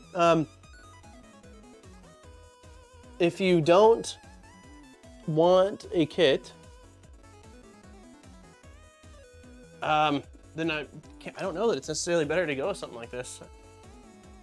Especially, again, like you said, the price of those other ones. What are your thoughts about the P1P? Pre-order 25. Oh, nice.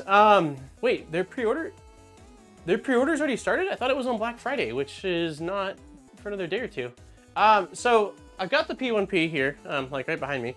I've had it for a couple of days now, and I didn't have access to the updated slicer or app for it, so I primarily was using it with the all the slice files that came on it, which they did include an absolute ton. Shit, I don't know if that actually spun. I'm gonna loosen this one. Yeah, I've been using it with the pre-sliced files that came on it. It prints great. I like the look of it. It's like all black, which looks kind of sleek. I mean, it's basically an X1, right? Like yeah, it's basically an X1. I did a side-by-side comparison.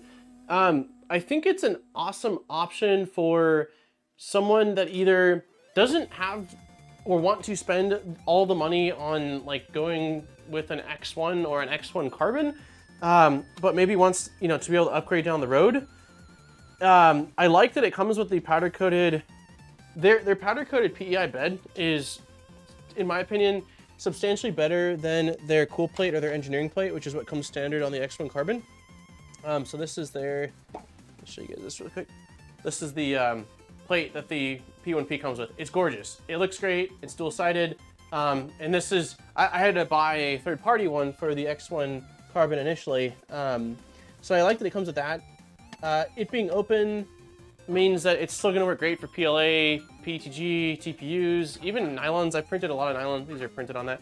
But yeah, I mean, I think it's rad. It's nice to have another option. It puts it at a lower price point for those that, again, don't want to spend that much up front. As far as other things, like there's the customizability aspect of it with the printed panels and all that, which is something I will be showing off, that I think is neat, right? Like it's cool to be able to customize your things. We all like that. That's why, you know, we're watching and building kits.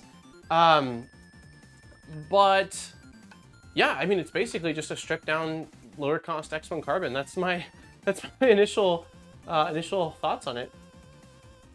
You won't be upset with it if you like the X1 carbon, or if you have either any of them. You won't be upset with it. It's great.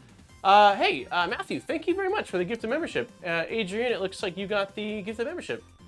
Congratulations. It's 32. No one told me. Okay, I'm gonna post the giveaway form in chat. Give me 1 second. Yeah, basically, at the price point that it's going for now, unless you want, unless you need open source, right? Like if that means enough for you to not buy a product, then it really, it's really gonna hurt, I think, Prisha, in my opinion. The fact that you can get into this for $7.99 and print, let me see, pin message. Okay, I went ahead and pinned it for everyone. So this is, and I know that Joel and others have shown it to you, but this is side, okay, here we go. So this was like the first thing that I printed off it, right, Benchy? Because that was the first thing I printed off of the X1 carbon. And this was printed in 20 minutes roughly compared to, is it the 12 minutes that it does normally with the X1 carbon? It will be able to print a 12-minute Benchy. It just needs the auxiliary fan add-on, which is only $20, which I would say is absolutely worth purchasing. Why wouldn't you want to go faster and not really lose quality? So it looks great. What the hell was I getting at aside from that? I don't know what I was getting at that. The LiDAR, so the thing is, the LiDAR is used for two things, right? It's, at least, don't quote me on this, my understanding has been, the LiDAR is used for redundancy on the bed leveling, and it's used for flow calibration. So far, the leveling has been absolutely perfect on the P1P. The redundancy doesn't appear to be something that's actually needed. You know, I'm sure there's some benefits, maybe some slightly better stuff, but you know, or maybe they're sort of countering that by just printing a hair closer to the bed. I don't know, but the leveling seems great without needing the LiDAR. And if I'm being perfectly honest with you, the flow calibration of the LiDAR works pretty well. But I also, we've been manually adjusting flow for a really long time. I don't know that that's a deal breaker to me. Like, I mean, I don't think it's really that big of a deal. I think it's useful, and you know, if someone said, hey, do you want it or do you not want it? Sure, I'll take it, absolutely. But I don't think it's that big of a deal. So I know that some people are like, oh no, no LiDAR, but I'm telling you right now that I don't think it's going to be, for most people, really a big deal, other than sort of like being able to state that it has LiDAR versus doesn't. Yeah, P1P uses the exact same slicer. Same slicer, same app, same all that stuff.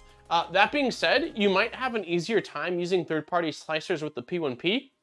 And the reason I say that is that one of the biggest things that, in my understanding, was that one of the biggest reasons you couldn't use other slicers very well, or and get the full functionality was because the LiDAR capabilities weren't in standard G code. However, because you don't have that anymore, I would think it would be even easier to use third-party slicers with it.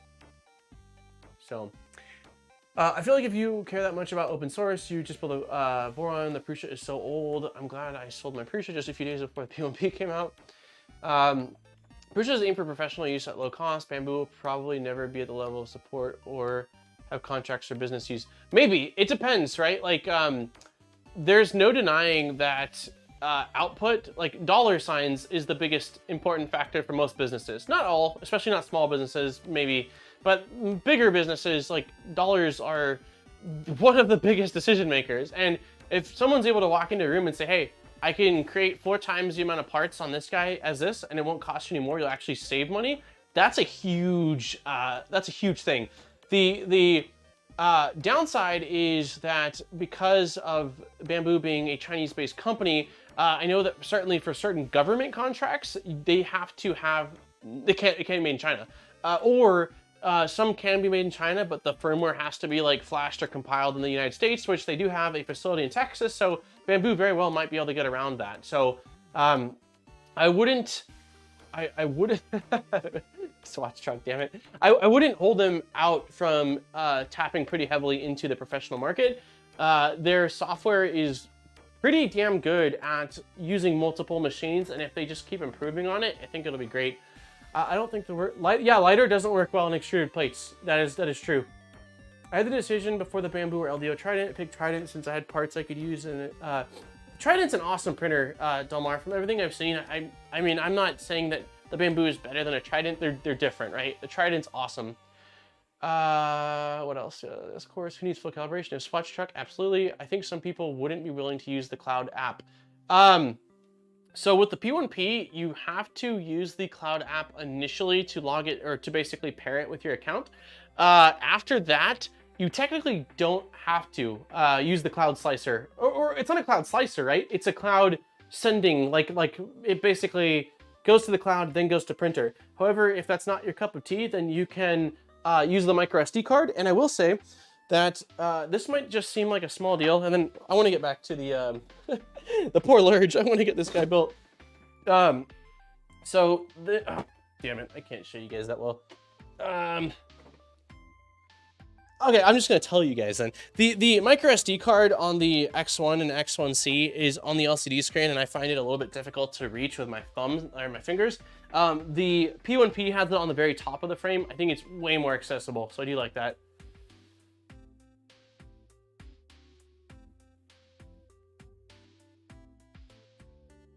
Yeah, I mean, again, it's not a 3D printing is not a one shoe fits all. It's not the answer for everyone, and that's absolutely fine. Does the LiDAR test all filaments in the print at the start? It doesn't. It doesn't test all of the filaments. So it would. I don't know how it would apply. It would probably go based off of slicer settings and what material you chose and what the flow rate is. It only tests the initial filament that it's printing.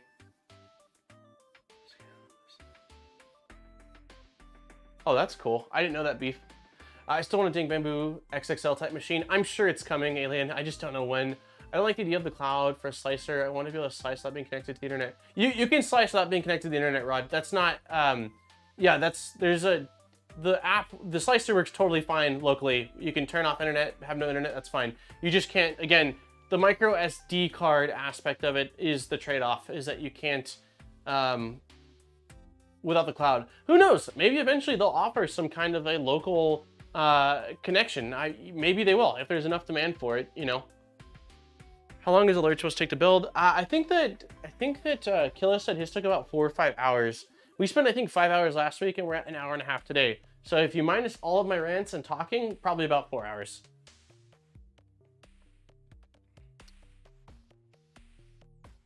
You can slice with the internet. It's just the connection on the printer, and they have made, oh, they made a LAN mode. That's cool. I didn't know that, Beef. That's neat. Interesting. That's super cool. I must have missed that. Okay. We're building a printer. Giveaway is posted too, if anyone didn't see that. There's 20 minutes or so, and then we'll draw that.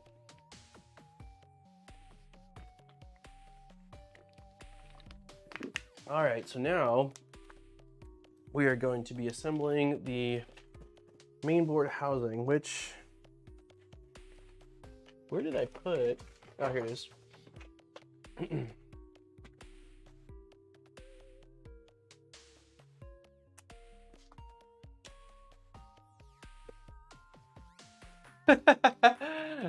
Thanks, Pi. I appreciate it.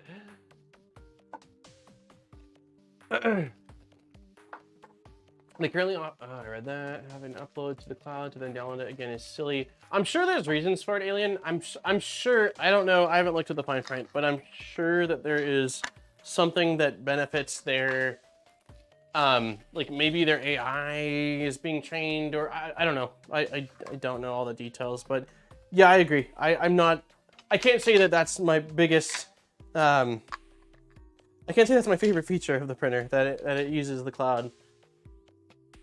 I would rather keep things in-house at all possible.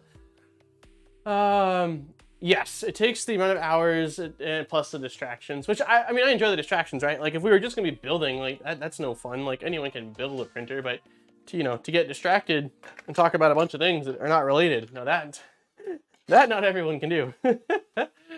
Maybe they can, I don't know. Okay, so let's grab this part plus the printed part, which is this guy. Plus, I enjoy the talks, honestly. If it was just silent, how boring these streams would be. All right, so we are going to be using countersunk self-tapping M3 screws. Coolio. Let's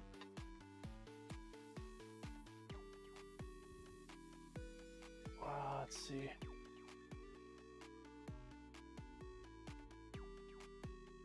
You guys are great at more than that. You guys make me laugh, which is also distracting, but you guys are awesome, man. Okay, so countersunk screw 1, countersunk, wait, where's countersunk screw 2? You are the one. Okay, and this needs to go, oh, you guys can't see what I'm doing. Here we go. Okay, so it looks like the screw we are screwing into is the center hole, which is going to be for the smallest guy here.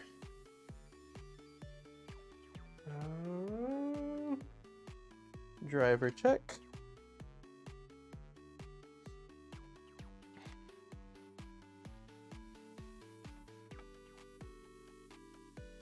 This one probably, yeah, on the outside.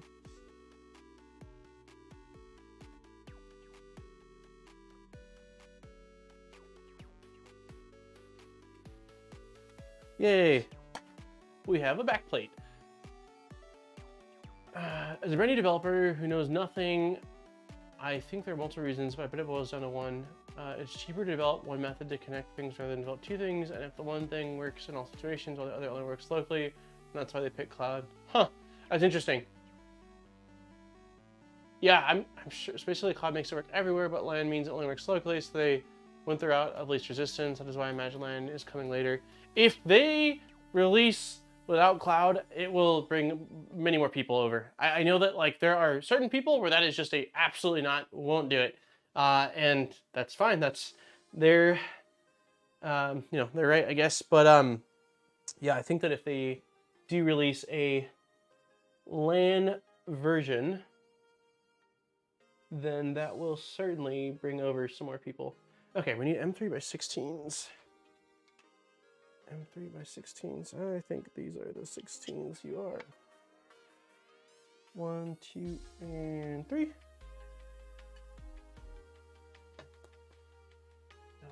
And this one looks like one of these goes in here. I just had the driver. Where did I set the driver? There we go. I think there's value in having the data, both how much is used and for what. Yeah, oh yeah. I mean, data is like the most valuable thing. You know, I mean, that's why there's so much marketing, like targeted marketing, stuff like that. But yeah, for even them on like which direction to go and what people are doing. I mean, even Kira, oh, interesting. they must have slightly changed the hole pattern. It looks a little bit different than what I'm seeing, but it should be fine.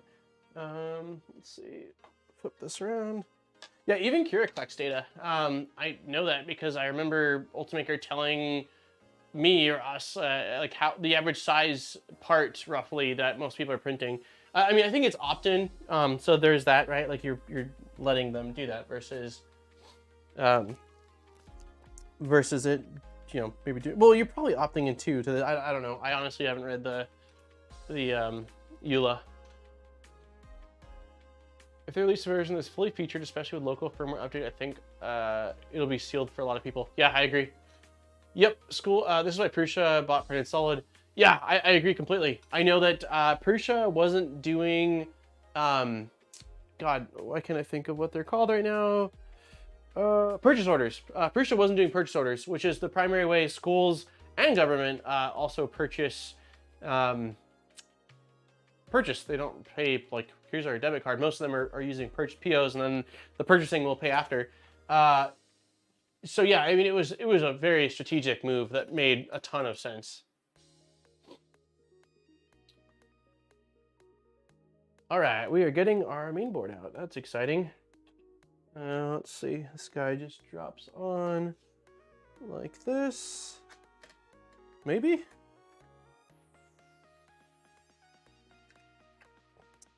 Damn it. Okay, so the one screw that I threaded through needs to unthread a little bit.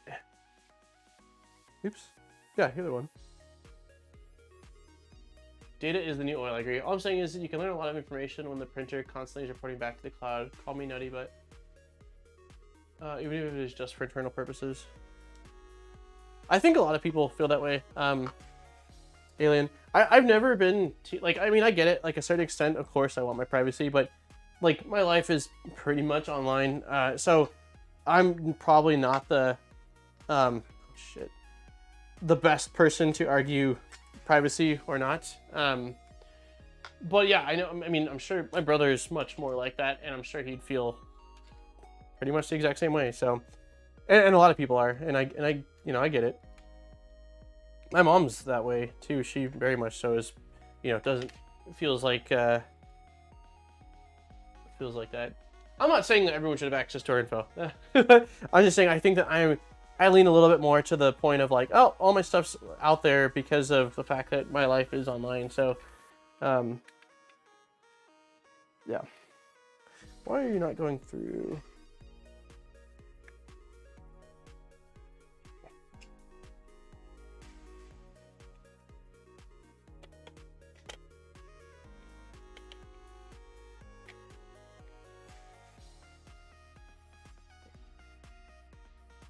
Tight fit. There we go.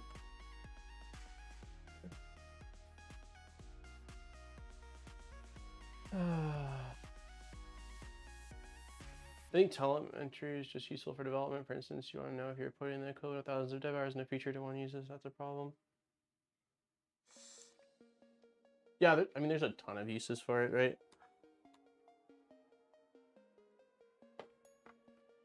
All right, we got little plastic standoffs.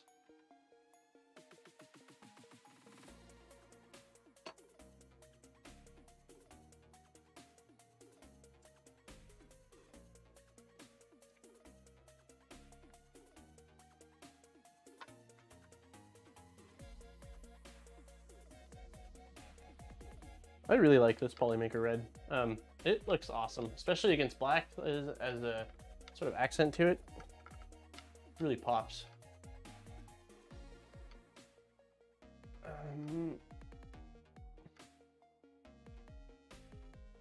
I used to think that AI was about robots. To be fair, I probably did too at one point, man. It's really interesting to me how much AI had. Oh, wait, what did I do wrong? It's pretty interesting to me how far. Wait, no. I screwed up. I need to put one more screw in. It's interesting to me how far and how quickly AI stuff has come out. Like, I remember seeing little bits about it, right? Like, oh wow, like AI, cool. And then now it's all over the place in every industry. I see it, like, you know, all the image stuff. I've seen it now for like video editing. I've seen it. I mean, obviously, any kind of repetitive training. It's wild. Like, AI is pretty crazy stuff. Okay, so now we need a longer one, which is an M3 by 25, which is probably this guy.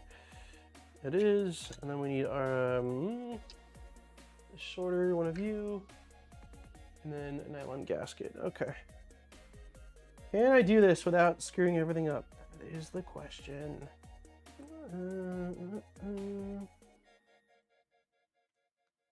Let's see.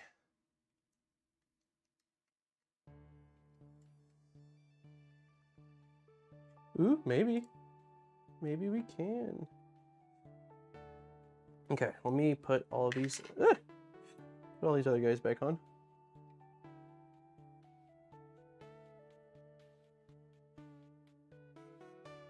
It's hard getting a Raspberry Pi at a reasonable price, and I want to clip two printers I have.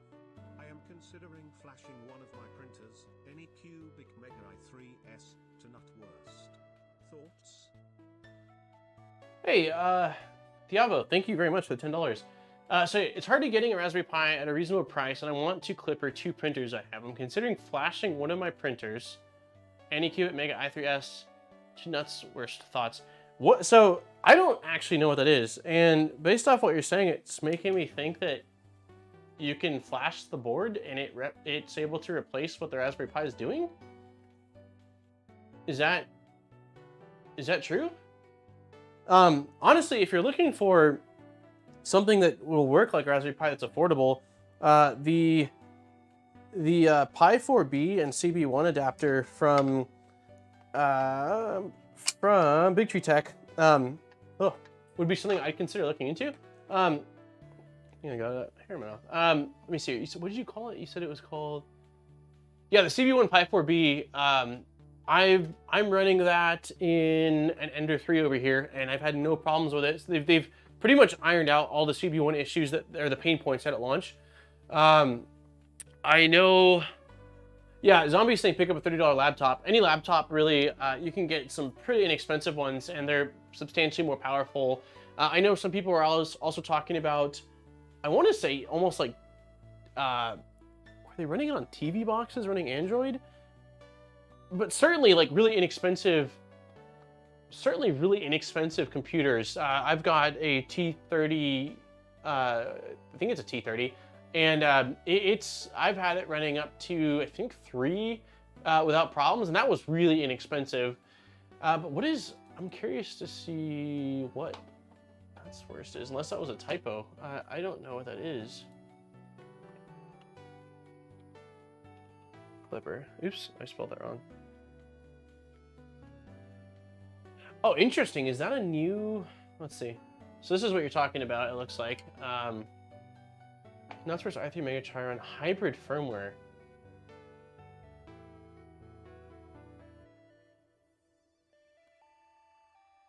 Wi-Fi features with a web interface, 4-point leveling, mesh, linear pressure control, bed leveling, full motion. It doesn't look like input shaping though, right?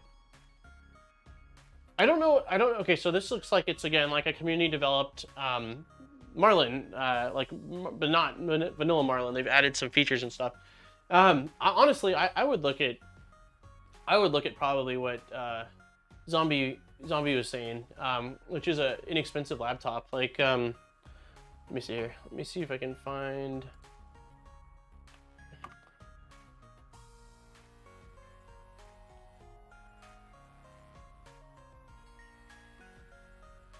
Maybe it was a T...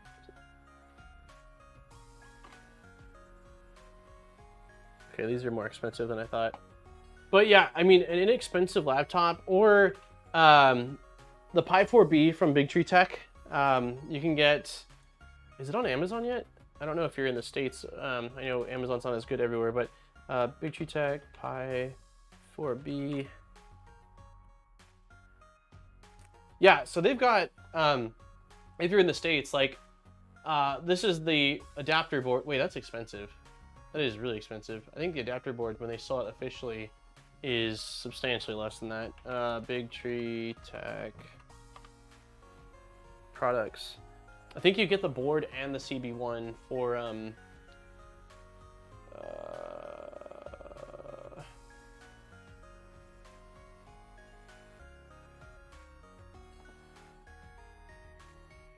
yeah, so you can get the CB1 and the Pi 4B for $37.50. And I think that it's on par. I think the CB1 was on par with it. Was it with the Pi 3?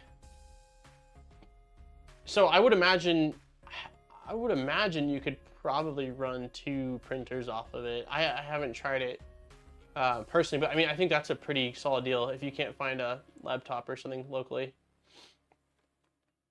CB1, yeah, that'd be my recommendation.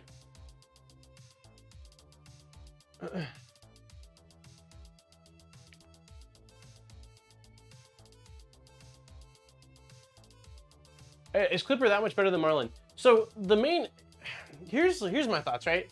Marlin's awesome, and Marlin, like, if you have a printer and you just want to run it as is, or you're not planning on doing a bunch of changes to it, Marlin's great. It's stable. It's been around forever. It's like one of the OG firmwares. The downside is, as of right now, there's no input shaping, so you can print faster with higher quality on Klipper. It's coming to Marlin. I don't know if they've dropped a date, but they are definitely. It's definitely coming. It's been officially announced multiple times now, so that soon will be a thing with Marlin. The other thing is with Marlin, you can run something like Octo Print, but with Klipper, you're basically always getting a web interface because you're installing it on, a Pi or a laptop or something like that. And so Marlin, I mean, you can use Octo Klipper, Mainsail, or Fluid, but you have a lot of options.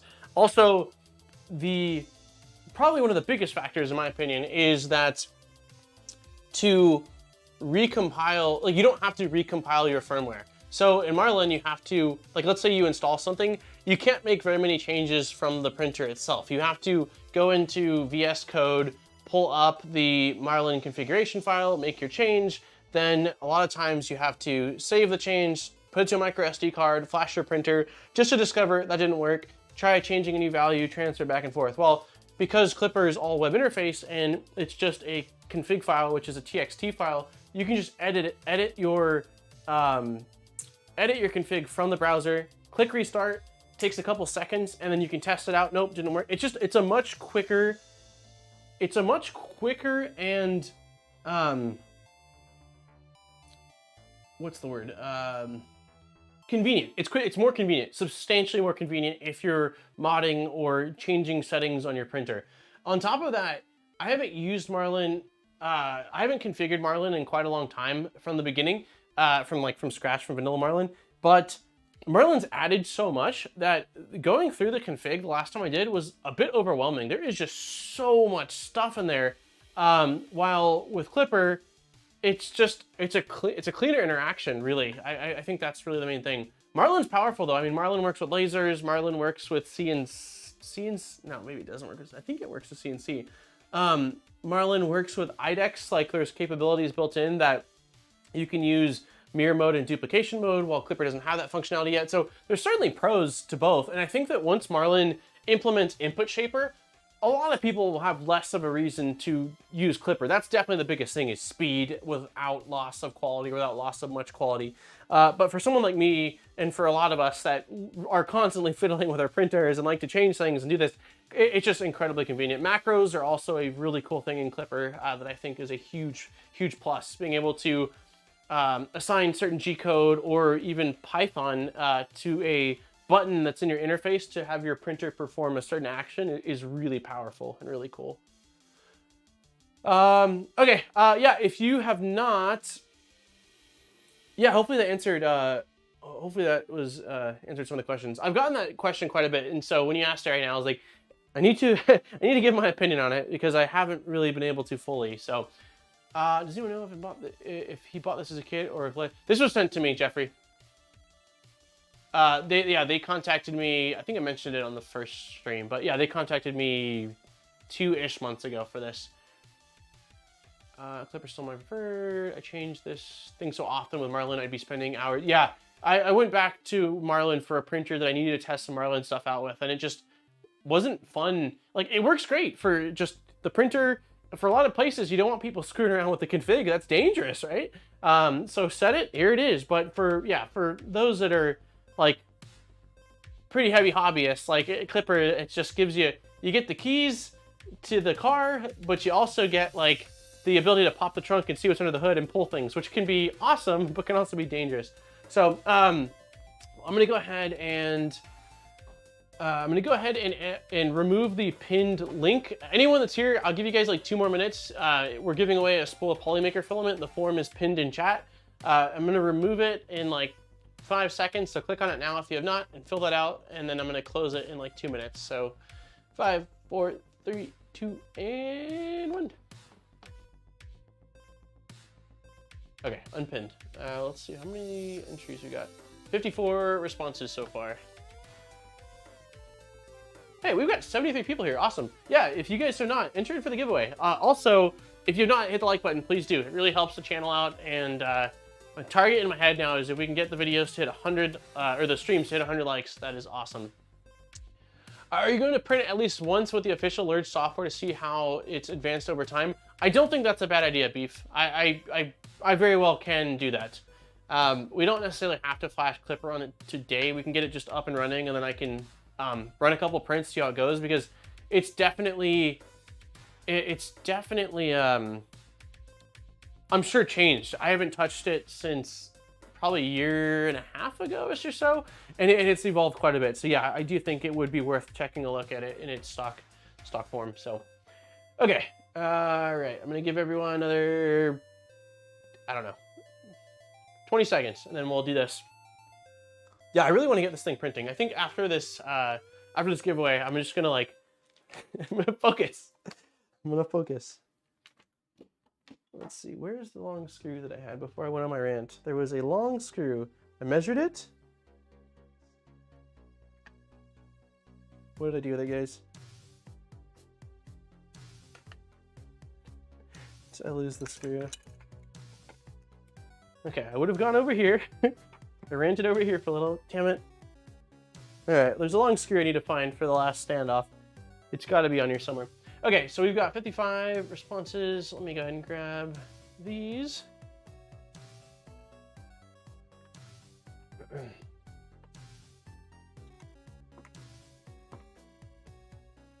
Okay. So it said 55. There are 55 here. We haven't lost any in the transfer, which is great.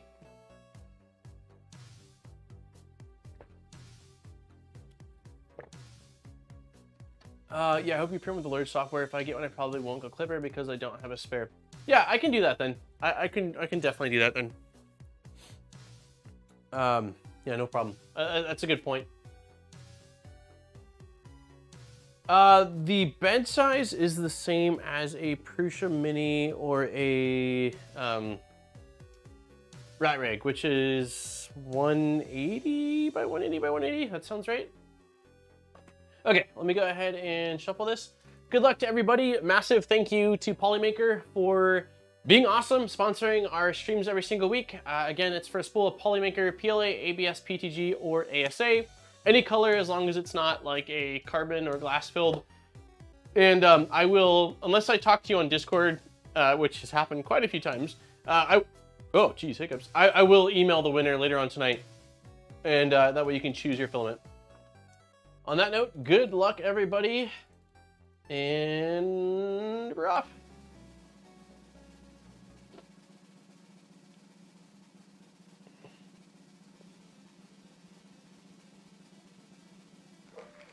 Hey, Ian, you are the winner. I know, I just saw you in chat a second ago too. Congratulations. Pizza. I definitely don't think you've won before. I don't recognize the name in here, so congratulations. I will message you via your email later on, and all you have to do again is just basically say, this is who I am, here's my address, and it goes directly to Polymaker. and what you want, and they'll take care of that for you. So, congratulations. You know what? You know, we can't break habit. We gotta do the confetti, and we gotta do the cheer. We gotta do the cheer. It doesn't feel right to not do it. We've been doing it for so long. Congratulations. All right, let's kick some butt now. Let's see. Oh, first things first, the screw, right? That's where we're at right now. If anybody wants to go back in the stream and find where I left the screw, I wouldn't be upset. But for right now, I am going to lift objects on my desk until it's a flathead screw, and it's pretty long. It's like 26 millimeters, I believe. Where the hell would I have put it while I was talking?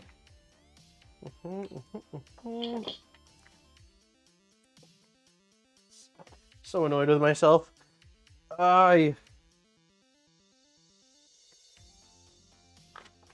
This is what I get for talking and rambling. What would I have done with it? I measured it. I said this is the one. And then I said we need to undo a few things. The screws that were left over last stream. Oh, yeah.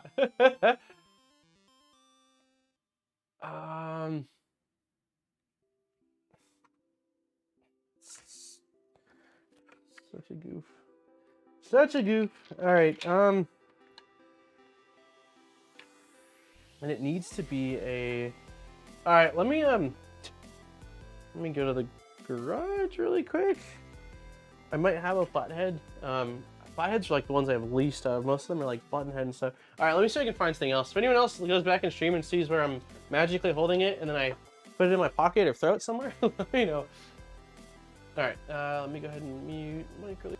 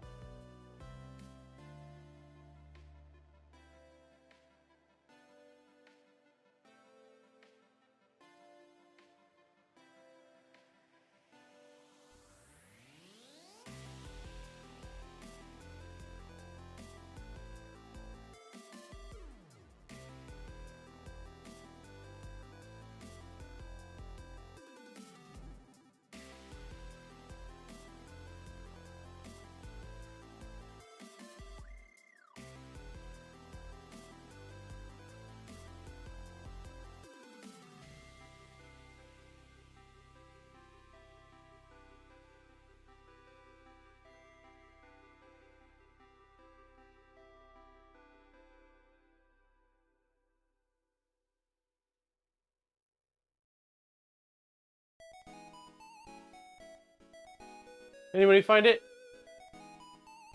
Glad I didn't win. I'm checking out Costco. Here into the following Discord. To be fair, this Modbot channel I might end up Xing it in the next update. All right. Well, I think if I go from top down,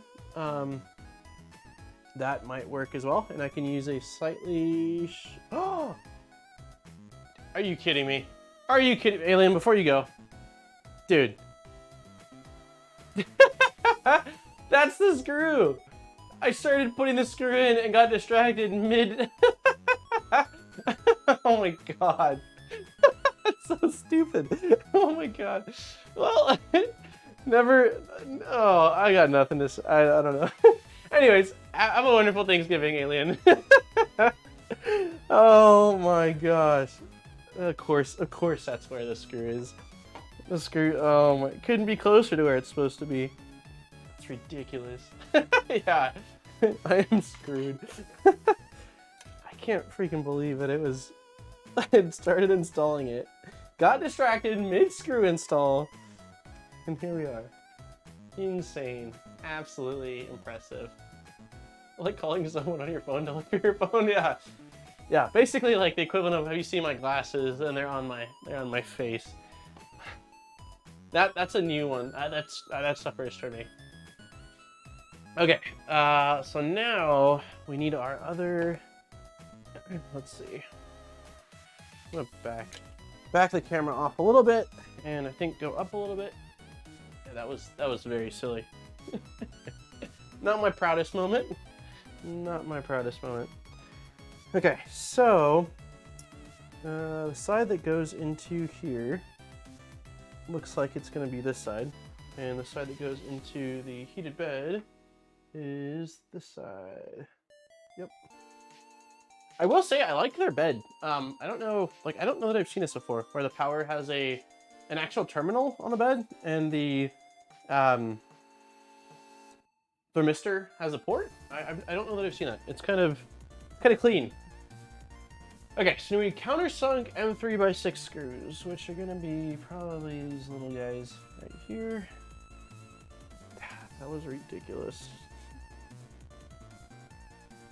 Okay, and we are going with 2 side-by-sides, which go in like this. Oops.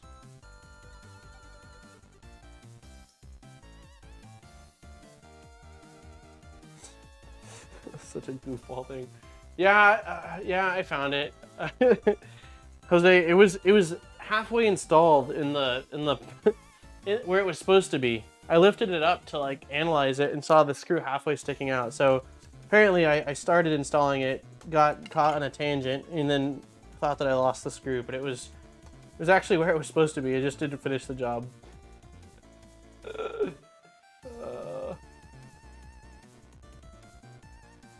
It's before I have to go to get ready for Thanksgiving. Hey, sounds great. Have a wonderful Thanksgiving.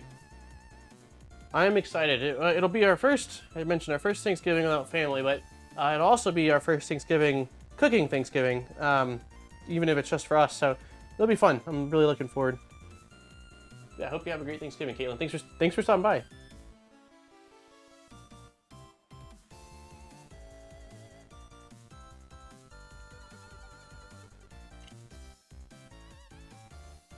Right. I like putting terminals on the bed. I pretty much end up having to do it myself with all the builds, and usually have to design a part to mount the connectors. Yeah, it's nice. I mean, a lot of times with the, I guess it's more with the silicone heaters, they're, baked into it. I guess, you know what? Now that I think about it, the switch wire, like the Aprecia style one, it doesn't have quite the same style of terminal as this, but you are essentially threading a screw through the bed itself. I just haven't done, most of the builds lately have all been silicone heaters versus PCBs. Hey, what's up, Joker? Okay, so we've got that in. Now we need to get some T-nuts. So we're using, what are these? Countersunk mechanical M3 by 8s. Oh shoot, something tells me that was an M3. No, that was right. So we need 1, 2, 3, 4, 5, and 6. And we are just going to be adding basically T-nuts to the sides of these. That.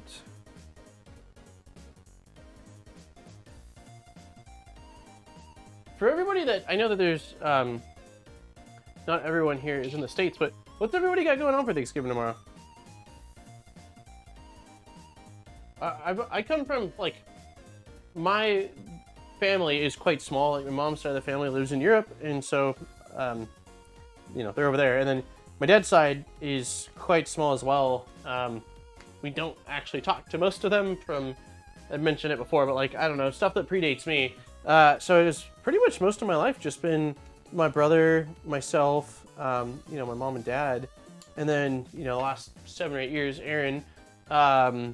And we typically divide the day up where my dad works, he works in a restaurant actually, and so he works every holiday, including Thanksgiving.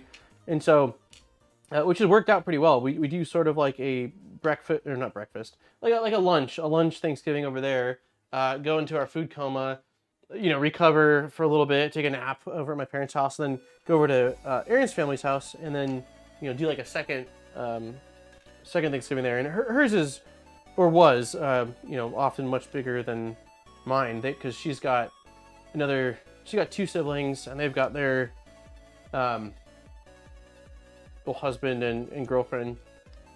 I guess it wasn't too big, but bigger than mine.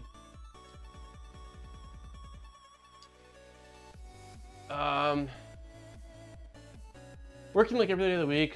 Planes don't stop flying when people get turkeys. Touche. That's a good point. Do you get yourself at least some nice food for Thanksgiving? I mean, turkey is one of my absolute. I'm glad I don't eat it every day because it, you know, would lose its how special it is. But man, turkey with gravy, or some mashed potato and cranberry on like a King's Hawaiian roll, or you know, with a King's Hawaiian roll, to me it's just like, woo, I love it. I absolutely love it.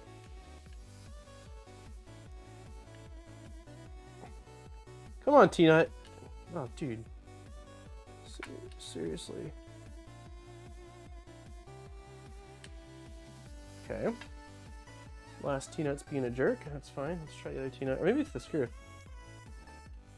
Nope, I think it's the T-Nut. Eating and handing out prints to family. I saw for Halloween a few people that were giving away test prints in their, you know, for like trick-or-treaters, and I was like, that is such a great idea, because for kids, like, you know, like a Vinci boat, I mean, or any of the little toys that we print out that are really cool. I thought it was a really neat idea. Food and football. Let's try. Who's playing tomorrow, Tara? Whatever is on the roller grill at QT. Oh, roller grill at quarter time? Hey, Cookie, happy pre-turkey day. Yes, I handed out a bunch of TFT prints that were not up to the standards. That's amazing. Gave out almost 70 Mayan death whistles. Oh, sick. That's so freaking cool. Yeah, next year I think I'll probably do that. We ran out of candy super quick. This neighborhood has a lot of kids. Let's see. When tightening the screws, please ensure yada yada yada. Okay, I'm wondering if the best way to do this is to tilt. Yeah, we have to tilt it, duh. Unless I've got a way to magically tighten through. Okay, so let's tilt this guy like this. Nope. Like that. Nope. What is stopping you? Why won't you go forward more? I don't understand. Okay, we need this.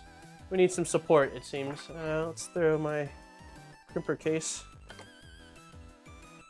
That'll do. Okay. Tilt this back a little bit. There we go. It looks pretty good. Oh, a gas station. Okay. I don't know if we have them. I certainly don't think we have them in California, but in Idaho, I don't know. I've never seen them. Regional gas station chain. Gotcha. Oh, 3 games tomorrow. Yeah, that's probably what I'll be doing too then. Is just, well, cooking and then putting on some football on TV, kind of hanging out. I printed a bunch of little ghosts to give out. Yeah, I need to do that. Erin's doing good. She is doing good. We went to the doctors on Monday, which was our follow-up to the detailed ultrasound that we had the week or two prior, which is like the one where they check that the baby's all healthy and all that. And it was kind of nerve-wracking. You know, it's my first time, our first time going through this, and you know, she wasn't really able, like she said, you know, basically everything seems fine, but like she can't really say anything because she's not a radiologist. And so we had to wait until Monday to actually find out the baby was looking healthy and looking great, which was awesome. So that was a huge relief. But yeah, she's doing good. It definitely getting harder for her to get around. It's crazy. Last month has been a pretty big change in terms of like her not showing to her like oh, there's a baby. So but she's doing good. Thanks, man. I appreciate it.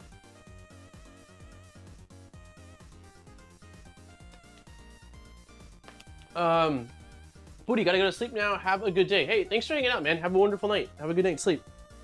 Okay, let's see if we can get these attached on here. So, orientation-wise, it looks like cable chain should be sticking out this way. Does this look right? I don't know if this looks right. I wish they had a better photo of it mounted. Okay, so cable chain definitely runs along that. And yeah, it looks like this basically is going to sit like this. So this must need to go to the left a little bit more. What is this wire? Okay, you need to get out of the way.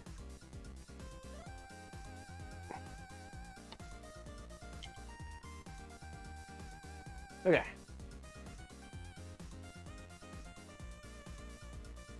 Where? Dude, organization for this stream has not been stellar.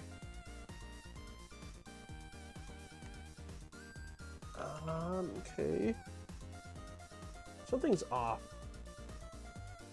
Because these screws are not... Oh, there we go. There we go. Okay. So I think that's good. Let's see if this... Okay.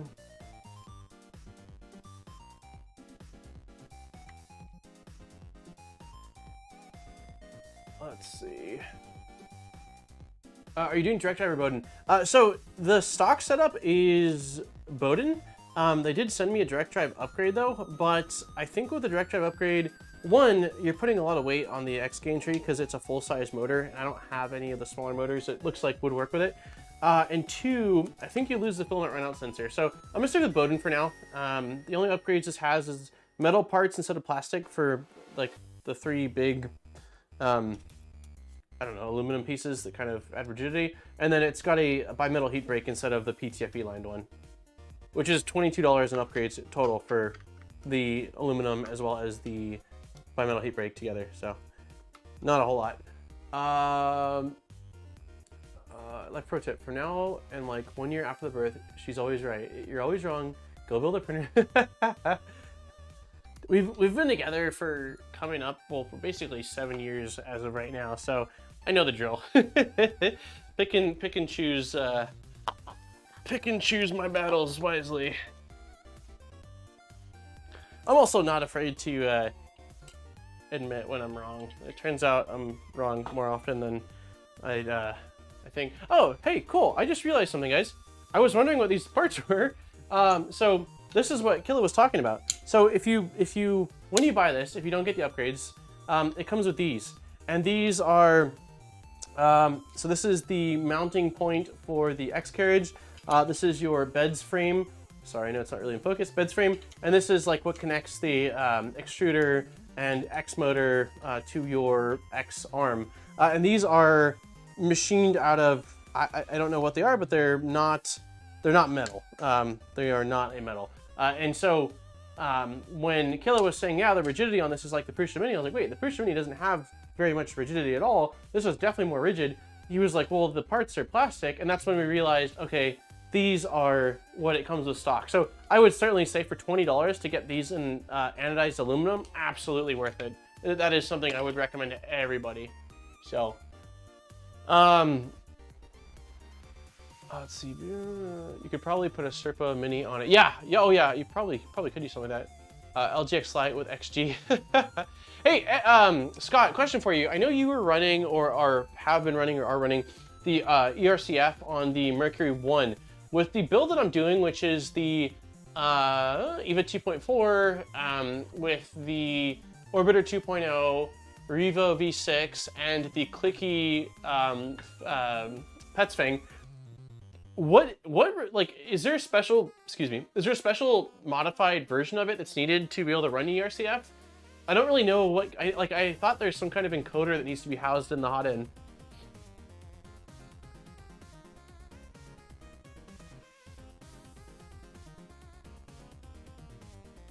Trust me, you don't know the drill on this one. All right, hold Thank you for the warning, Christian. When you switch to the direct drive and use a reverse button, the run up. Oh, that's true. I guess they could do that. And I could just remove the tension arm. Yeah, that's a good point. You don't need a toolhead sensor with the update 3 months ago. Oh, interesting. Okay. ERCF sensorless magic code. The encoder at the hot end isn't required, but does increase reliability. Not anymore. They have a sensorless ERCF, so no need for the hot end sensor. Interesting. I wonder if I'll have to buy more parts then, because I've had my kit for more than 3 months. But yeah, with EVA, it's super easy to integrate a sensor between the extruder and the body. Awesome. This is all fantastic news. that is excellent. I had no idea. Okay, backing it up a little bit. We're getting closer, guys. We're getting closer. So next is to attach this cable chain to here, which is going to be with 2 more. Let's see, what are the screws? 2 M3x8s. Okay, so I definitely goofed on the cable chain on a different part of it. Ah, that should be enough thread, I think. Yeah, that should be fine. Yeah, it's definitely fine. That'll hold the cable chain in place. No, tool sensor is very reliable now and runs perfectly. That's awesome. It's super cool to see that ERCF is getting updates still. And the community is, you know, clearly growing.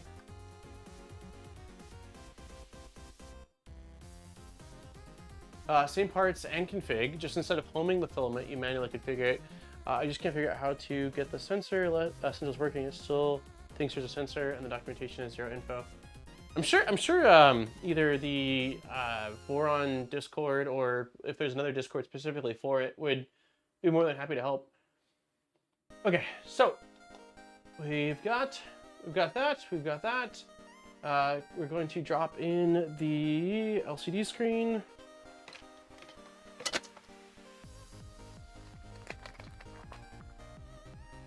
I told myself I would stop biting packages, so let's use clippers. There we go. Okay, let's peel off. For everybody, I don't know how well you guys will be able to hear it, but let's... There you go. I didn't say this was not safe for work stream, but now you know. Okay, so for convenience, you need to complete the wiring of the main board firstly and arrange the cables to avoid winding interfering with the movement of the y-axis fully before assembling the display. Okay, so we need to do the wiring now. It's slower. Next time, Delmar. Okay, oh, whoa, we are basically done. I just need to plug things in. That is exciting. Okay, yeah, let's bring everybody close. So everyone, come here, get close. So, things I don't know. Well, there's a lot of things, but as far as how am I supposed to route cables? Oh, you're not really doing much routing. So, all these wires that are coming out from here look like they come in this way. Damn it. Awkward angle for this.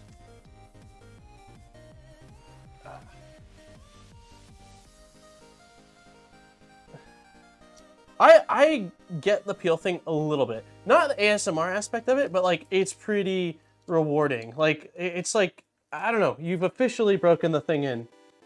Or I don't know. I don't know how to explain it, but come on, guys. How many wires we got? How many wires?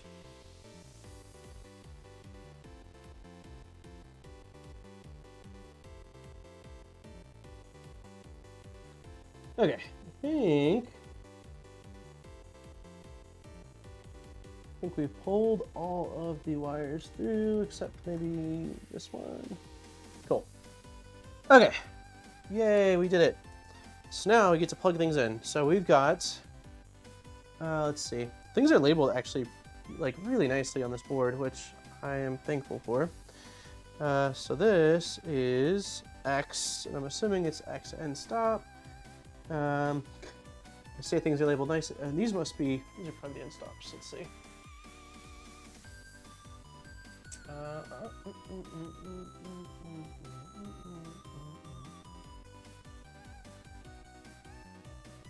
Wait, why don't I see the X end stop at all? Ah, I do. Yeah, and I was right. So X end stop. Scott, you rock, man. Thank you, Scott. We ordered last night the crib, and I'm waiting, because of the way YouTube does all of the donation stuff. I don't get the, so the donation, your previous donation and everybody else's for the baby stuff, I won't actually get it deposited until mid next month when AdSense comes through. They kind of bundle it together.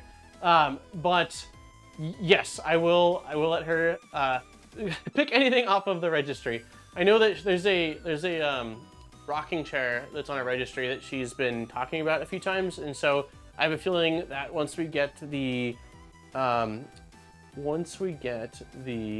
stroller, the rocking chair is probably gonna be the next thing that she's gonna want. Thank you. Thank you very much. I really appreciate that, man. It definitely, like helps insanely with all of the baby stuff. It's absolutely crazy. That's okay. She has a few weeks to shop. Yeah, babies, according the doctors, it's interesting. They originally said baby was due mid-March, then they said end of March, and based off the conversation the doctor had with us this last visit, it sounds like he thinks it's coming earlier now. So I think mid-March to end of March is probably the target. But I thank you again very much, Scott, and absolutely, I will. It will be going towards all of the baby things.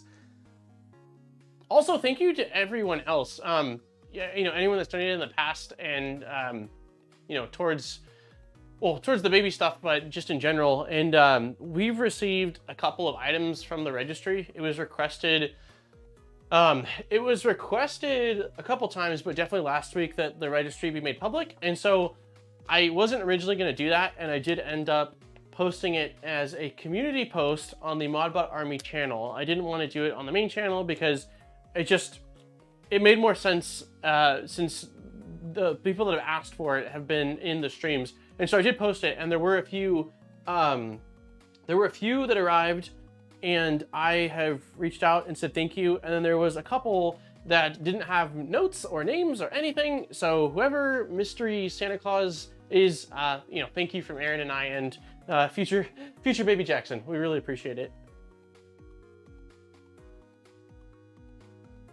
Now he needs to buy a toy box printer. Oh no. No, we've already decided, my coworkers, that V0 is baby's first printer. It's a wild guess on due date. Oh geez.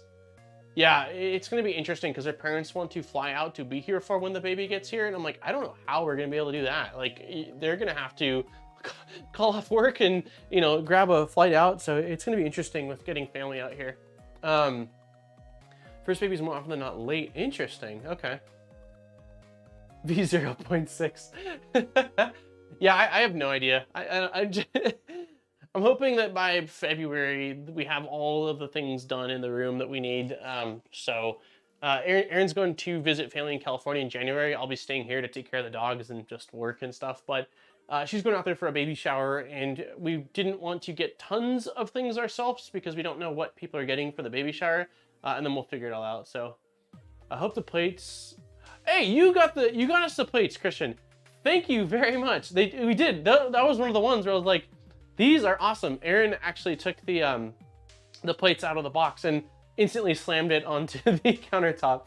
Yeah, we did get them. Those are awesome. For anyone that's wondering, they're basically kind of like silicone plates. They're soft, and there's suction pads on the bottom. So that way, although the baby can still put hands in food and chuck food, which we're sure will happen, and the dogs are banking on it, they hopefully won't be able to grab the plate and rip it off and throw the entire plate. So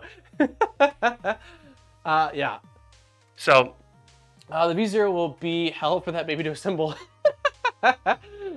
Yeah, I'm anticipating baby far surpassing me, very young. But I don't know if baby will build the printer. I will probably build the printer for the baby.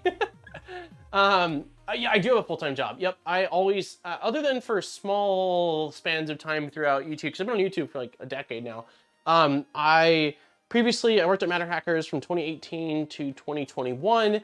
And then I was on YouTube full time for 2 months.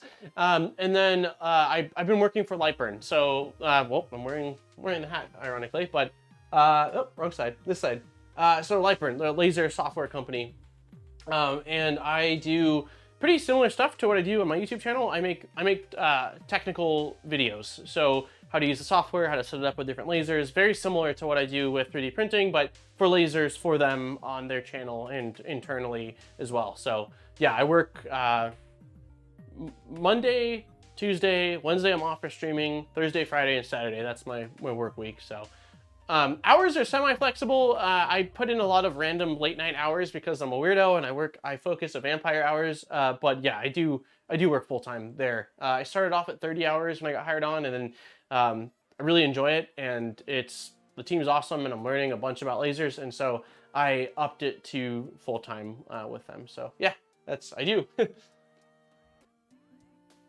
Hey, John. Yeah, we are still going. So many distractions going on. We have quite a few similar ones, and they've made life a lot easier. Yeah, we are excited. John, who's here, John Stern sent, they're like, I think they're almost like a silicone bottle as well. He says works really well. So we're excited. Yeah, I mean, most of the stuff I put on the registry were based off of like the insane amount of reviews. Me and Aaron sat down multiple times. I think it took us 3 days to go through like the registry stuff. But it all seemed really good, but it's nice. Do you want to say thank you? Or no? You don't have to. No. Aaron says thank you. Doesn't want to be on camera right now. She popped her head in.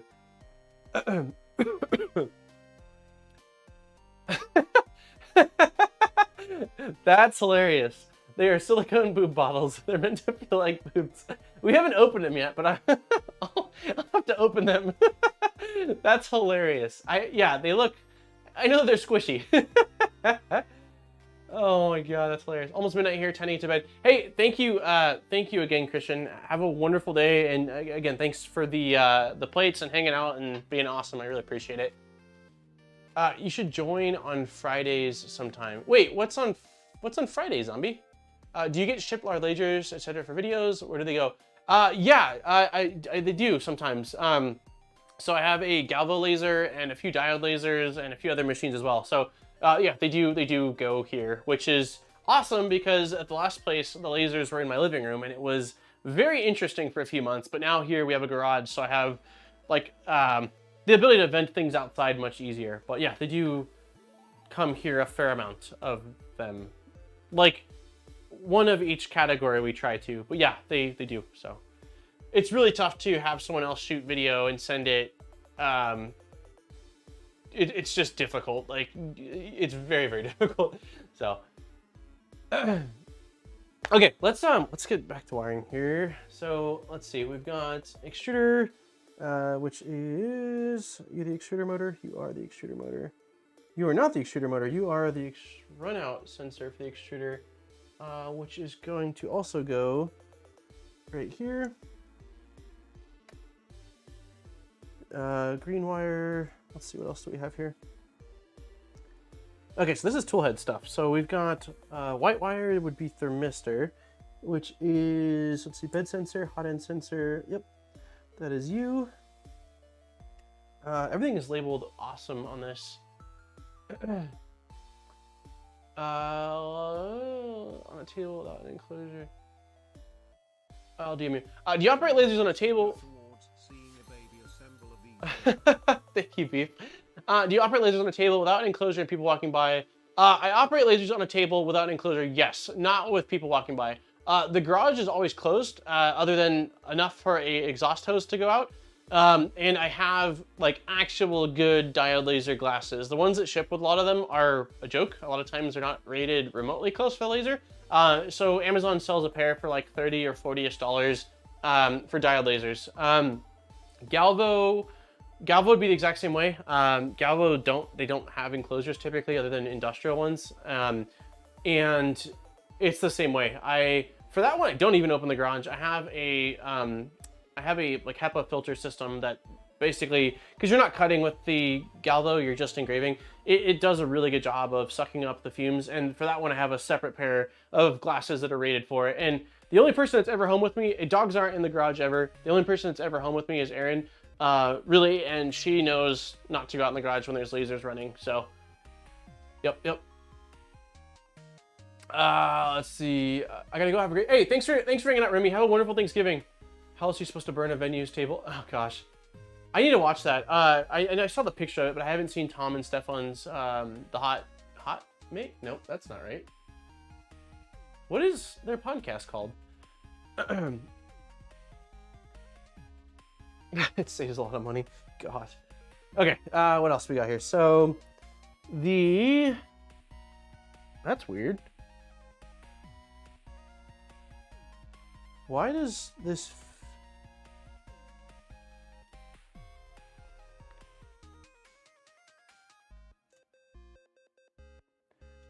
I'm confused. Both of the fans, as far as I can tell, have red and black wires, yet I'm down here with a green and black cable. What the heck did this come from?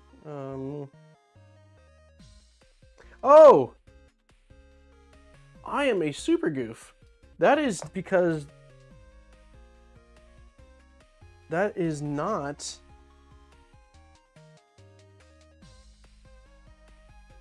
Okay, I need to unplug a few things. The stuff that I was installing wasn't coming from the toolhead. This is coming from down here, which is all being fed from... Interesting. Okay, I'm not entirely sure what this green and black cable is. What do you go to? It looks like it's coming up here. Oh, it's not going to anything right now. Interesting. Okay, let's plug in... Okay, I'm not too far off. Green and black is going to be... So these wires go like this. There we go. All right, so green will go with you. And I don't actually know... I don't know which fan that is, I guess. I guess we can assume it's either the hot end fan or the model cooling fan, and we can just plug it in and then test it out when we turn this thing on. It's probably our only real option. Hot end fan, we'll do that. Okay, and then we'll plug in, let's see. Thermistor is going into here.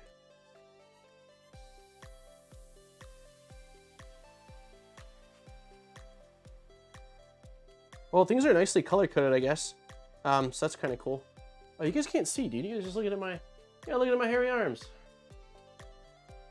Melt Zone, that's right. Okay, Melt Zone podcast.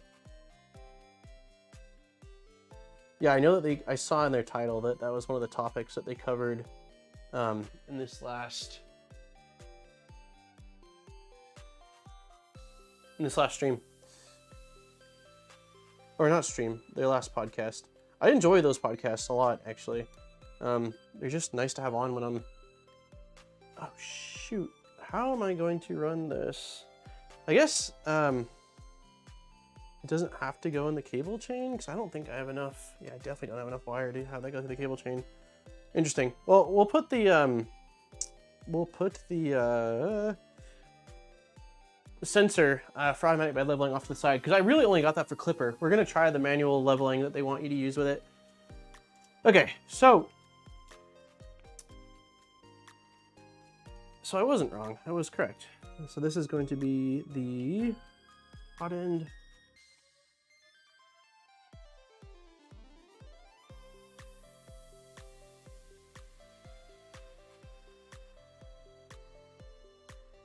Okay.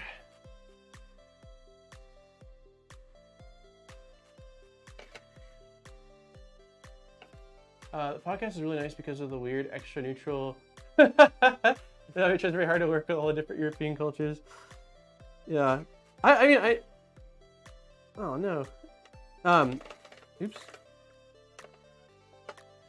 I got to, like, I don't know. I like, they have a different take on things, and they're both engineers, and it's interesting. It's fun. I enjoy, yeah, there's a lot. There's some humor in there. It's a cool podcast. I definitely hope, it seems like they're gaining traction on it and they're getting sponsors, which is cool. So I'm hoping that's something that they keep up. All right, this is a really awkward angle. I probably should have installed some of this stuff before it was bolted in place, but it is what it is. There we go.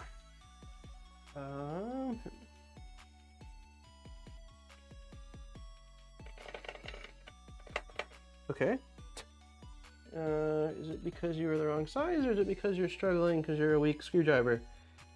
I will say, like, the Wow Stick is not my favorite, at least for this stuff. I could see it for, you know, real small things, but it's just not, it's okay. I wish that I'd gone with, at the time I think Nero had just gotten in a different electric screwdriver that was a bit torqueier, and he was kind of like not sure how he felt about it yet, and I think that's the one he primarily uses. I wish I'd gone with that. Come on, dude.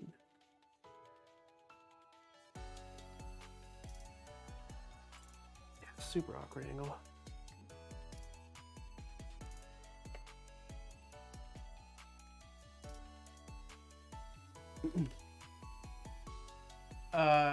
Oh, ES15, is that, I wonder if that's the one that he had, but yeah, how much is that?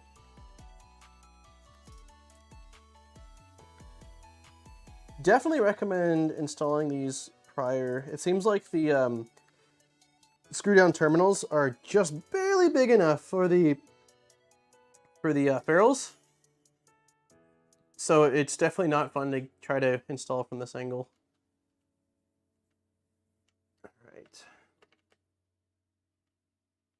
All right, we got hot end in. Let's get the heated bed next.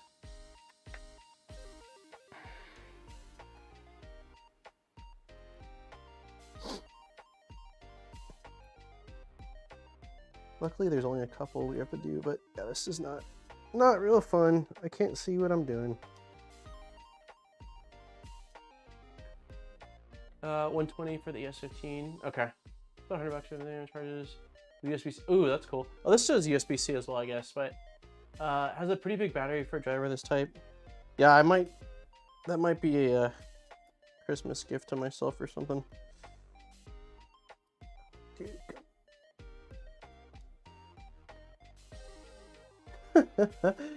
Oh, this is lame. I'm almost tempted to, like, you know what? I think if I get a needle nose and I just bend, or not bend, but yeah, I guess bend. Just squeeze the end of these ferrules. It'll help it get in a little easier. Maybe? Yeah, there we go. Nope.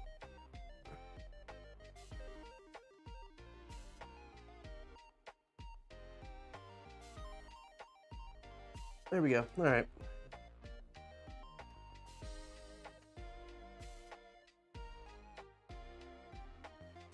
It might be my Christmas gift to me too. Don't need it, but want it. Yeah, it's just convenient. I don't know.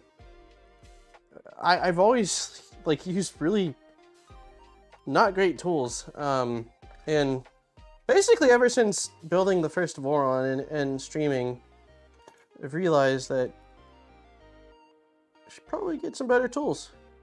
I mean, again, like the stuff I have works for sure, and it's not a requirement, but yeah, it's just stuff that makes the builds a little bit more enjoyable. All right, this one probably needs to come up more.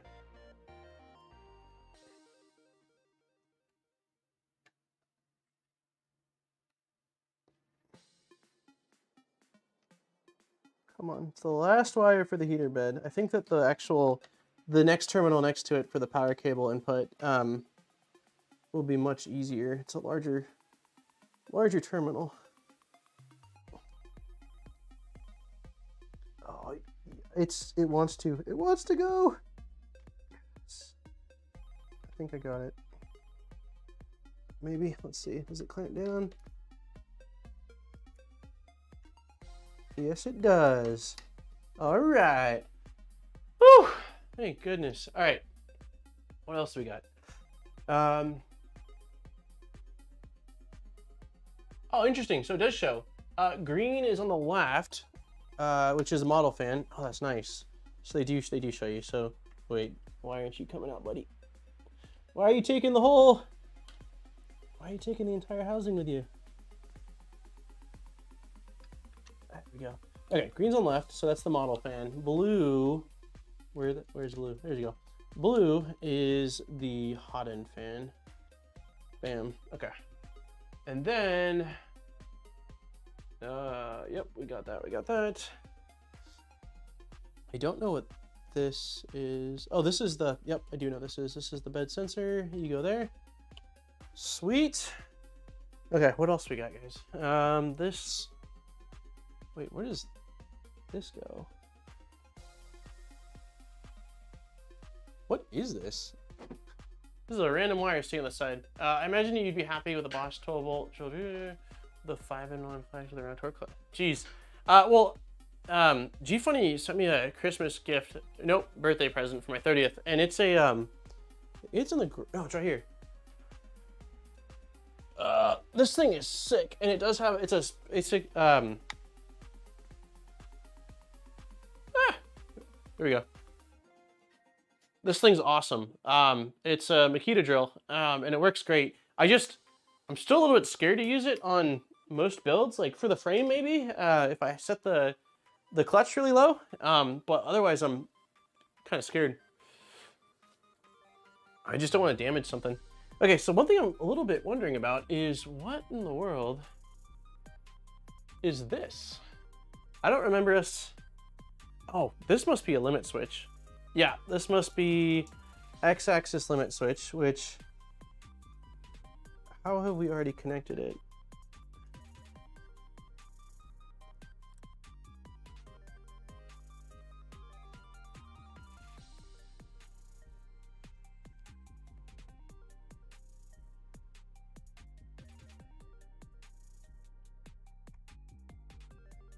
Very odd. There's a wire right here that it looks like it's probably for that limit switch, yet we've connected it down here, but I don't see the other side of it. I'm wondering if I somehow managed to accidentally pull it through, or what gives with that. Let's plug in the other things first. So we've got an extruder stepper wire right here, which goes, I can pull it.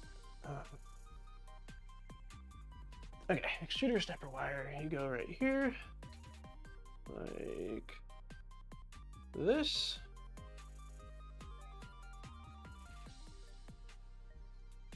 There we go. And then we've got filament runout sensor, which is a PCB on this guy. And that's gonna be, I don't know the easiest way to route this. I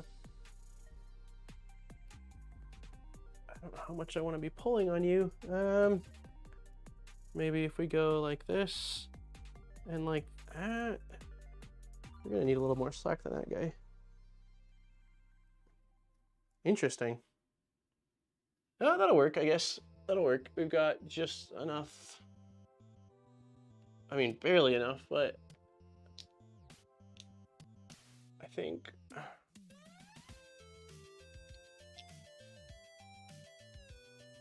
think I'm installing it backwards.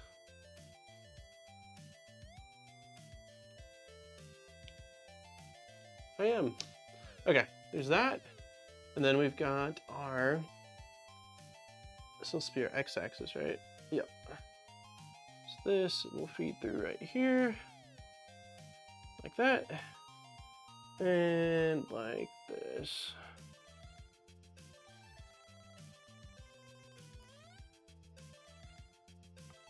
Okay, so again, things confused about is why is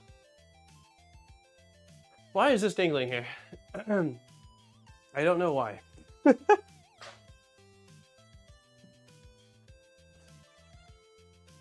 Oh, okay. What is this? This says Z. Okay, so this must be, you're the connection for here. Cool. And then I think we want all wires to go this way, so we'll continue that trend. Z axis or Z motor is right here. Great. Y. Let's see, this is the Y.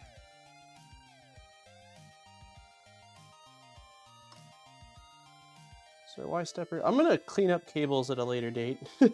I just really want to get things plugged in now so we can power this on. And this is correct. This is our hot end thermistor. That's cool. There's an LED slot, so you can add an LED. What else do we need? This is for our. Is this Y-axis? Yeah, this looks like Y-axis. Interesting. Is there enough? Do they give us enough wire? Yeah, they give us just enough wire. Okay, Y-axis motor. Going in like that. Other end going in. What is this? P. What is P? Power. That's what it is. P for power. All the power. Okay. Tilting you. Plugging in you. Okay, so Y-axis motor's plugged in. Then we've got power, which I think goes into a slot quite literally labeled power somewhere here. Power management. Yep, here it is. Okay. This is extruder. Yeah.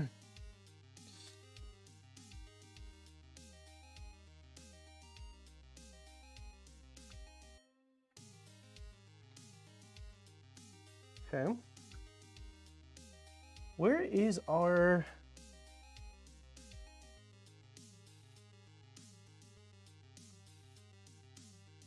I'm not seeing our Z motor. There must be a small cable somewhere for the Z motor.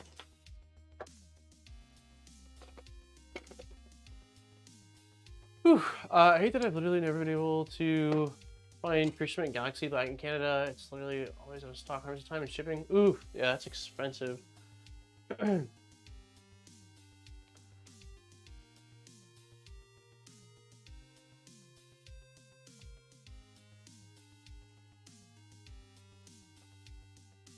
Yeah, I'm a little bit confused right now again.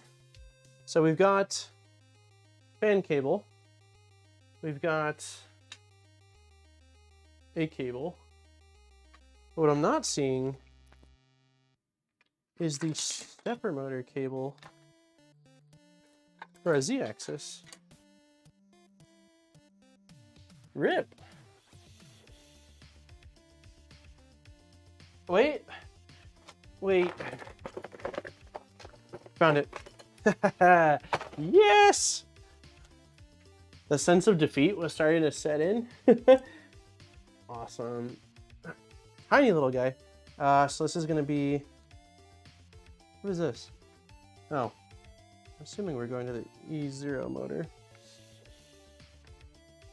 Dude, these little connectors on the board are not stuck down very well. Okay, so this is Z. You are going right here.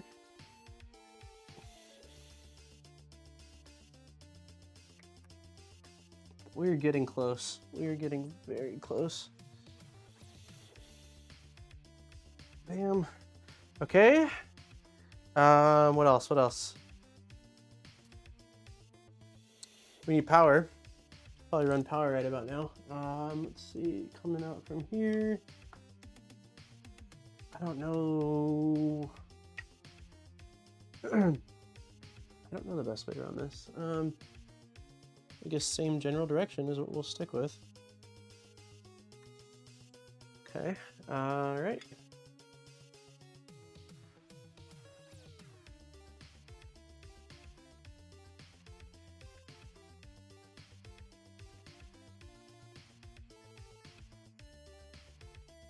The only thing I'm really concerned about right now is that X end stop. I don't see the wire for it. I know I said that a second ago, and we just found it. But I really don't know. I feel like it should have been in that cable chain, so I'm wondering if, again, it maybe popped out and is just loose somewhere in the cable chain. How far down is this? Oh, all the way at the bottom. Okay, at least the power, like I said, the power terminal is much easier. Okay.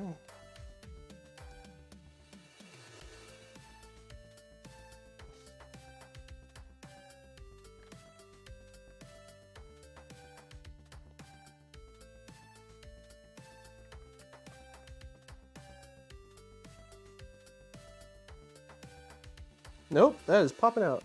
We don't want power popping out.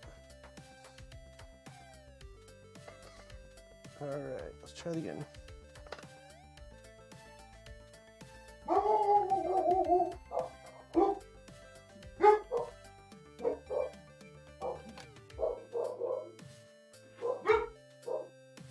Someone's at our door.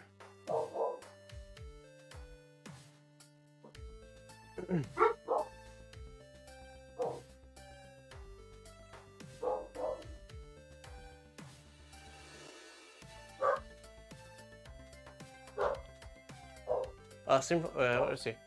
In essence, I want to be able to use it in my AMS, no problem. And as best I can tell, I'm not comfortable using abrasive in the AMS yet. You should be fine using abrasive in the AMS. I've used the carbon fiber nylon in the AMS and had no problems. I don't think they say anything against it. The only thing that they say not to, I thought, was TPUs or like really soft materials.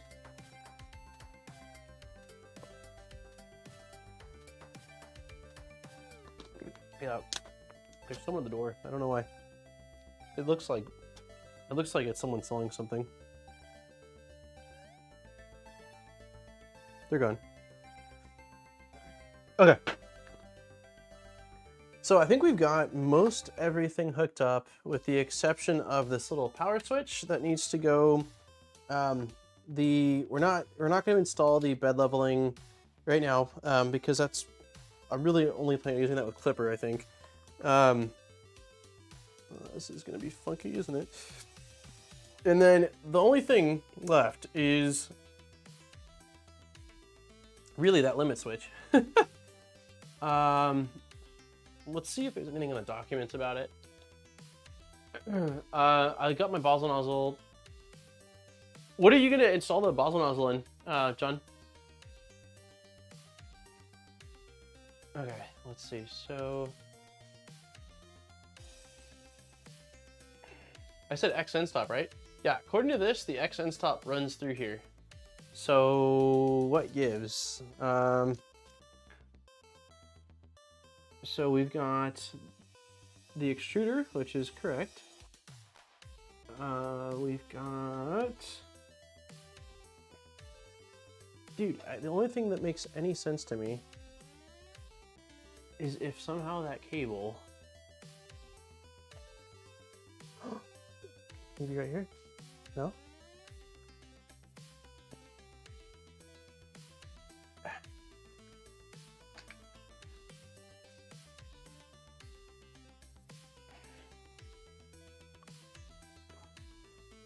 Unless I plugged something else into it.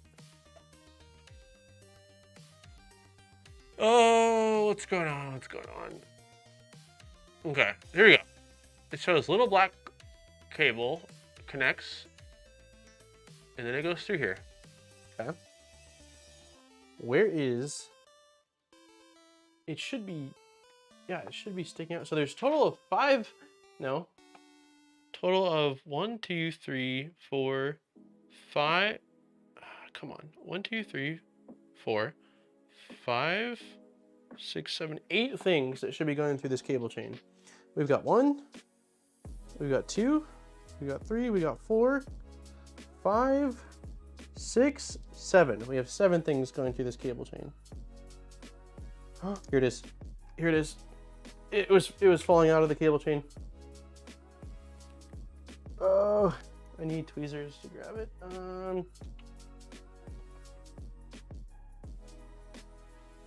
I also have a Zodiac Pro nozzles to fill my crap IDEX. Ooh, yeah, that's cool with crap on edX. I haven't installed those either. I hate changing nozzles. That's so silly. It's right here. And because the cable's black and the cable chain is black, it makes it near impossible to see, but here it is. You little buddy. All right, so let's have this go up in the same direction, I guess. That makes me so happy. Yeah, we should be good on wiring then, with the exception of the LCD screen, and we need to install the bed, but it is really, really close. Oh, you're talking about the power supply? Is it 230? It looks like it's 300 watt power supply. Maybe.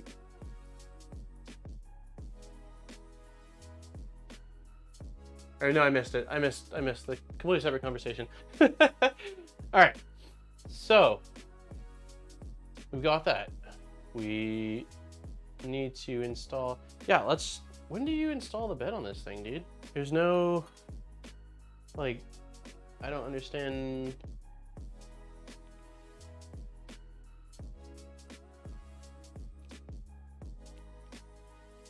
There we go. Countersunk M3x8s. Perfect. M3x8s, which are gonna be 1, 2, 3, and 4. Sweet. Okay, so let's cut off our slack. We got a bunch of slack on our belt. What do I got to cut? I'll cut flush cutters like this. Make sure I'm not cutting the actual belt that I need.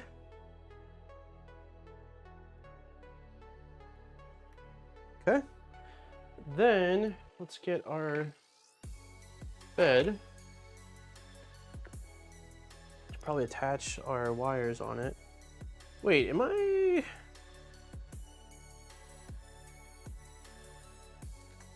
How? Oh, interesting. So they do go all the way.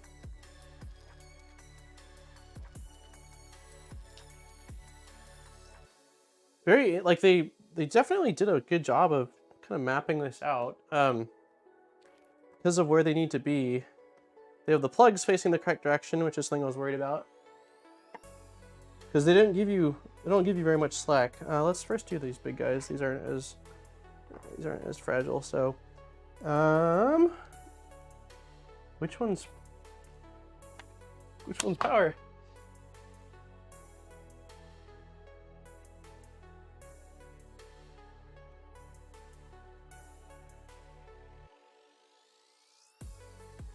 Okay, inside is voltage, outside's ground. It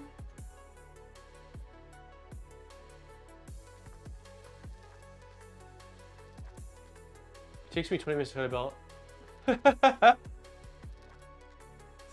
Normally, it depends on the belt. Like, if it's, in this situation for this simple, like, it's a simple motion system, and I know that I'm good now, but yeah, there's other times where I really am, like, triple checking, like, okay, I'm sure this is right. Okay, I'm not cutting it. I've screwed up a fair amount of belts. Like, there's been definitely some emergency Amazon orders for Gates belts, when I've been like either measuring wrong or just misunderstood an instruction, or cut the belt that was meant for the Y for, you know, did it for the X or something like that. But yeah, in this instance, I knew we were good. That is not how I'd recommend anyone cut belts, though.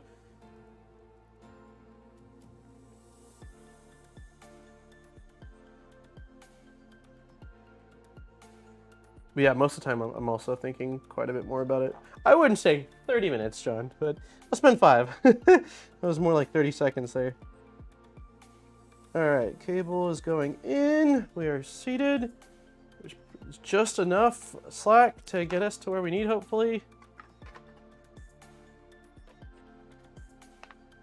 Hopefully. We definitely need more than... Ooh.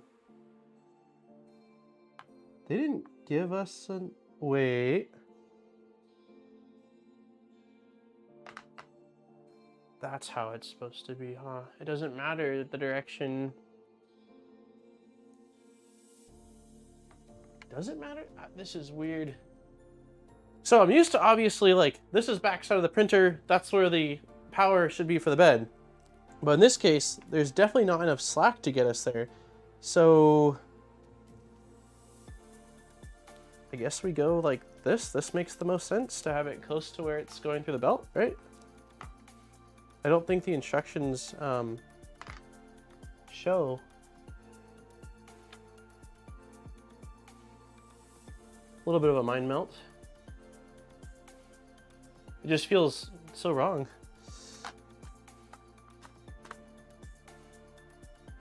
All right. Yeah, the belt's, I mean the bed is pretty thin. It's close to like what a standard budget 3D printer would come with, like a Creality or something like that. It's definitely no rat rig bed. But yeah, I think this is probably our best choice as far as direction goes. But to be fair, I haven't built any fancy cars. Why? Well, I haven't kind of just I couldn't cut the belt after mounting it. Looking at the marketing video, they have the power. Oh, they do? Cool. Oh, at the front. Oh, front right. I have it at the front left now. I can do front right. It just gives more.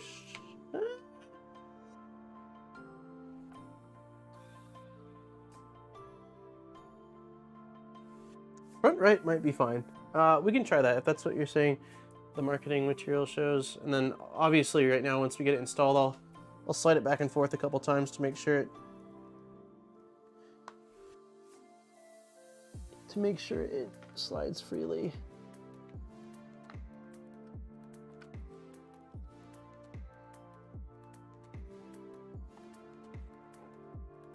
I'll probably wait to add. There's a fan housing cover for this bed, or for the electronics.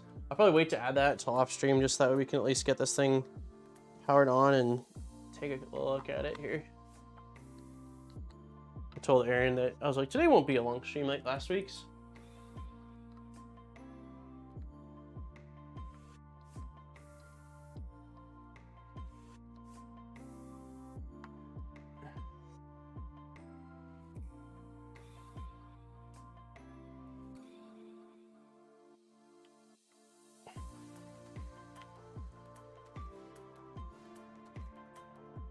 For this one, when I do Klipper, I'll probably just run it off of like a Pi 2.0 little mount.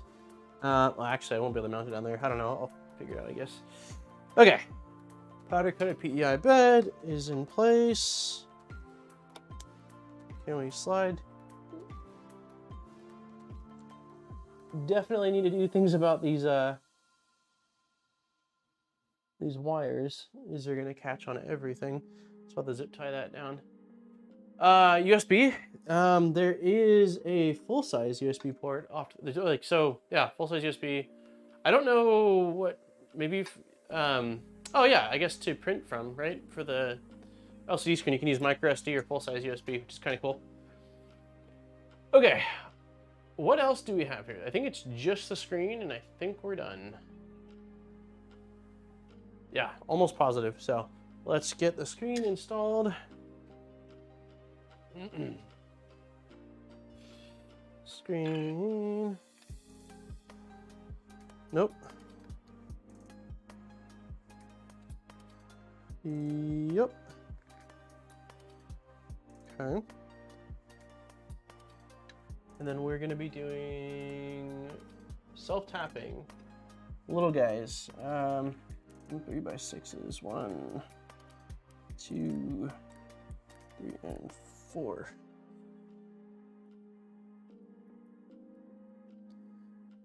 Yeah, I remember being really impressed with the Lerdge screen and interface. I mean, the sort of the dynamic of home 3D printing has changed a lot over the years, and things have, you know, gotten substantially better. But when I first tested it out,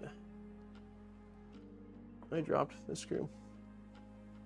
When I was first testing out Lerdge, there wasn't nearly as many options on the market, and 32-bit boards were like, you had Duet and Panucat and a couple others, but they were pretty damn expensive, and Lerdge was really the only, that has a tight turn. Lerdge was really the only one I remember that had semi-affordable, or quite affordable boards, and the LCD screens or touchscreen interfaces also weren't that good, and I was pretty impressed with how vibrant and just like the system, like it was pretty impressive. Yeah, I actually, you know, I did have a wood printer. I was say because I didn't have one of the like, a lot of people had the sort of MakerBot clones. I know Monoprice had a laser cut wooden one.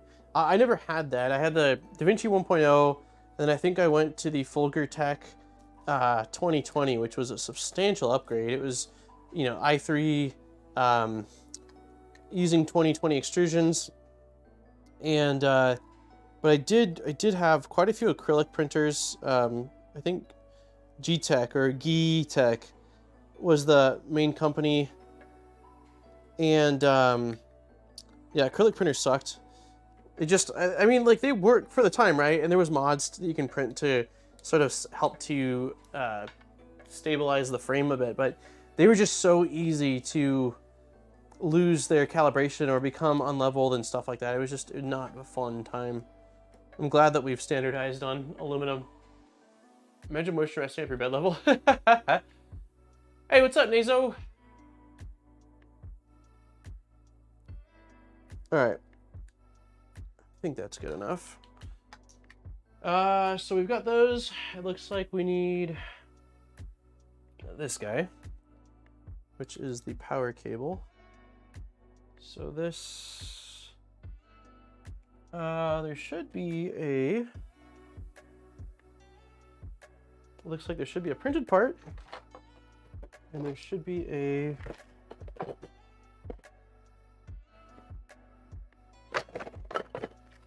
okay, printed part looks like it's this guy. With,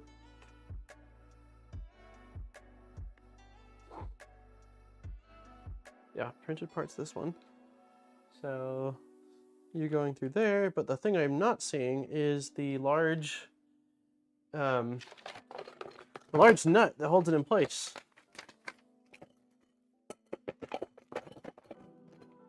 Okay, it's definitely not in here. I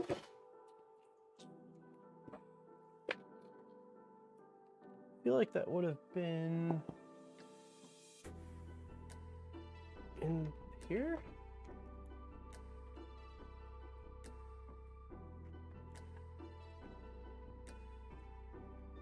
Well, that's disappointing. I wonder if that was missing. I wouldn't have, that's something I would not have taken off on my own. I don't see it. Large nut. I wonder if I could probably 3D print one. Okay, well, we won't be able to secure it, but I would like to still just power this guy on.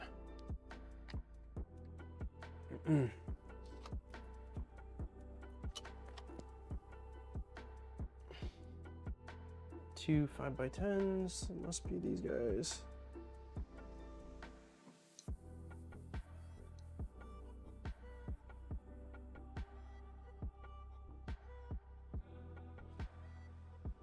I have not been working out. I went for a walk yesterday. It was cold. It's 20 minutes. That's my workout regimen for the last month. I need to work out. Although cardio, I think, is probably better for myself. All right, we're putting our handle on. You guys can't see this. That's not cool. There we go. Handle's going on. I like the handle. It looks really nice. Kind of ties it all together.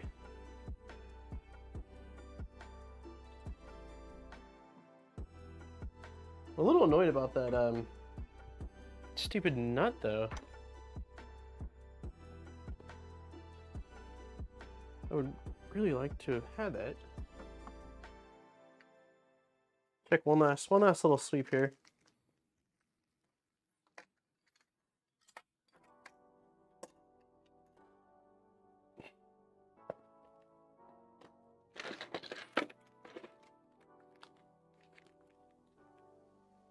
Definite bummer.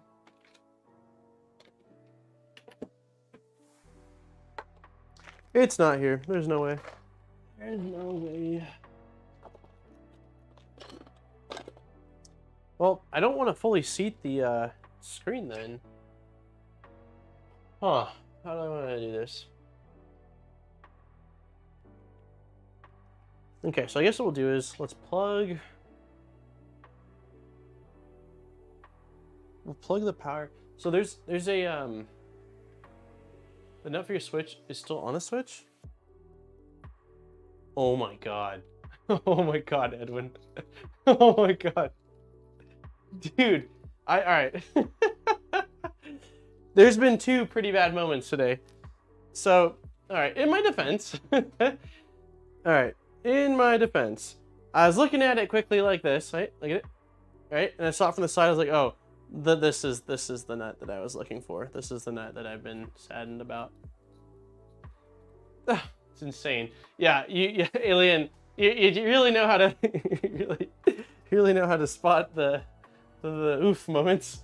Yeah, I don't know if I it's not that heavy. Like I think you can trust it.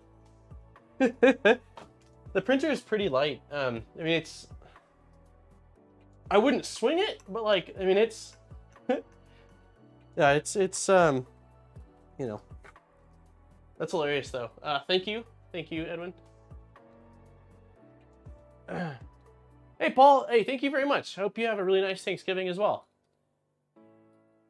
Okay, now we can get back to it since the nut was here. It was a test all along. I just wanted to see if you guys were paying attention. Edwin, you win the, I don't know what the prize is, but a big thank you. All right, so let's unscrew the nut. Let's pop it through here like it's meant to go, and we'll secure it.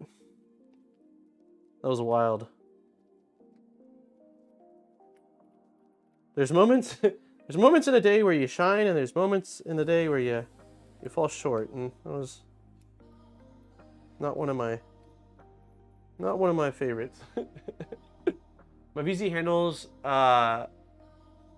my VZ handles, it's like 30-40 pounds. I don't trust them. Oh yeah. The second cube has handles as well, and that thing weighs a ton. I don't exactly know what the weight is, but it's a lot. And I actually, man, this is tough to tighten. I lifted it with its handles to put it over there. I was sketched out too, but I didn't there wasn't really any other good spot to grab it from, and yeah, it worked. Now would I trust? Would I want to take that and go walk around with it thinking it's secure? No, but it did work. I was kind of surprised. Okay, we got our button. Button goes in. It looks like M3x6 self-tapping screws. So it goes in like this. Like these.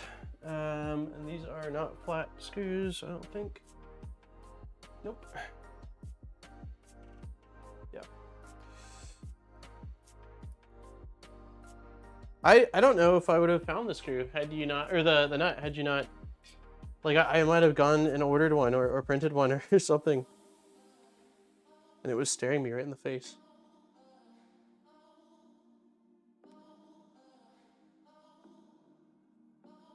What 3D printer is that? This is the iX is what it's called, by the company's called Lerdge.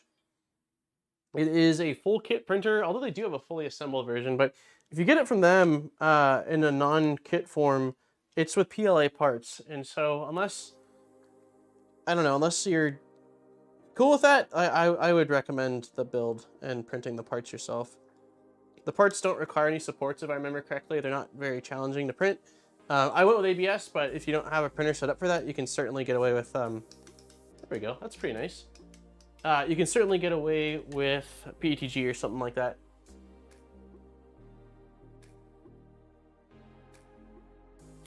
Oh, interesting. So this just bolts downward.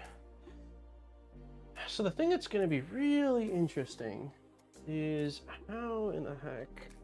Oh, no, I've got plenty of room, huh? Yeah, cable management is absolutely atrocious right now. I realize that. There is no cable management. I will work on that, but not right now, because I want us to fire this up. Come on.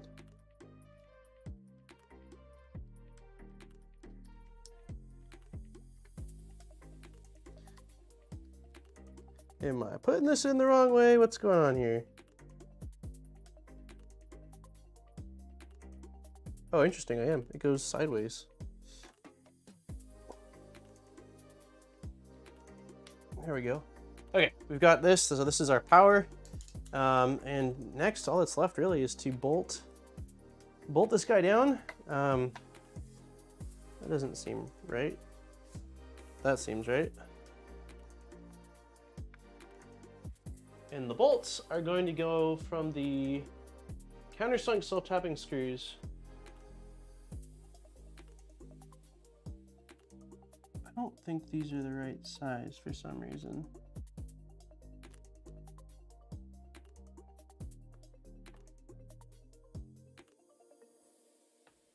I looked at the site, the price isn't bad, but for the PLA, yeah, I would recommend, again, I would recommend getting this as a kit if you're gonna do it. It's been a pretty fun build. I'm not gonna lie. Like they oh man, these are way too short. Shit. You know what? I can try to use these guys. No, I can't. Countersunk.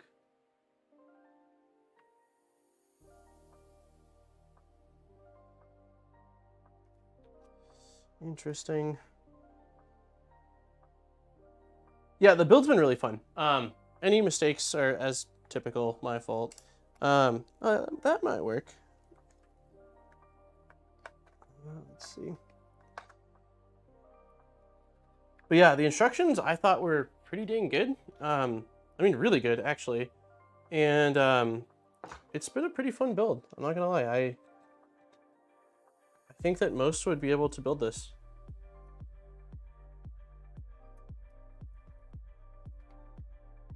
Yeah, that's plenty. It's just for the screen. Okay, and then let's see if we can get this lined up. I can't see where the... Let's see. There we go. Oh. Don't you move. Yeah, I think if I was gonna go with a pre-assembled, I would definitely opt for, you know, an Ender or anything that's like Ender clone-ish. But if you're looking for a kit and you know you don't want to self-source, this seems like a pretty sweet setup.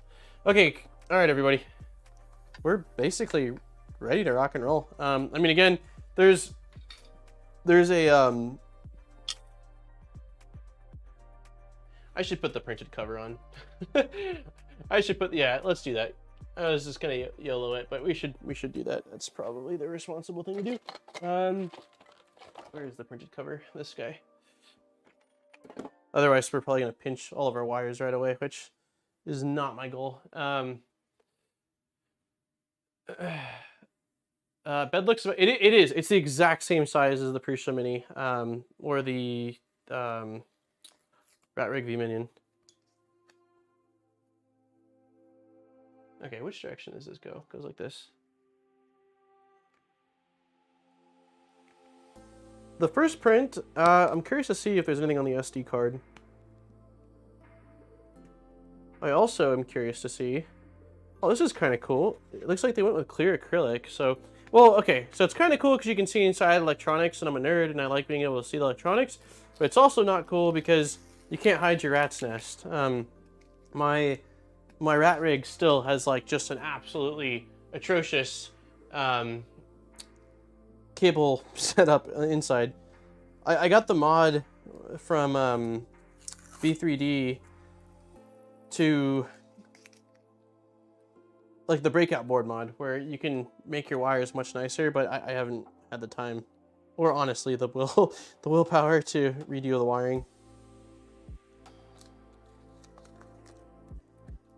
But yeah, I like clear cases. I think I had a clear Game Boy Advance case.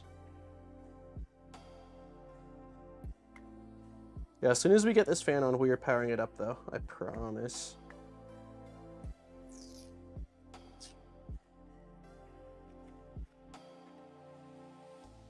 Oh, it's not. I lied. Okay, so it's a tinted acrylic. That's not, it looked clear, but I thought it was the paper making the tint, but it's actually got a tint. That's not so bad, because then you can still see through if you want to, but your mess isn't like screaming at you. I would probably want a KP3S over this pre-built. Yeah, I would say so too. For pre-built for this, plastic green might be the best option. I completely agree.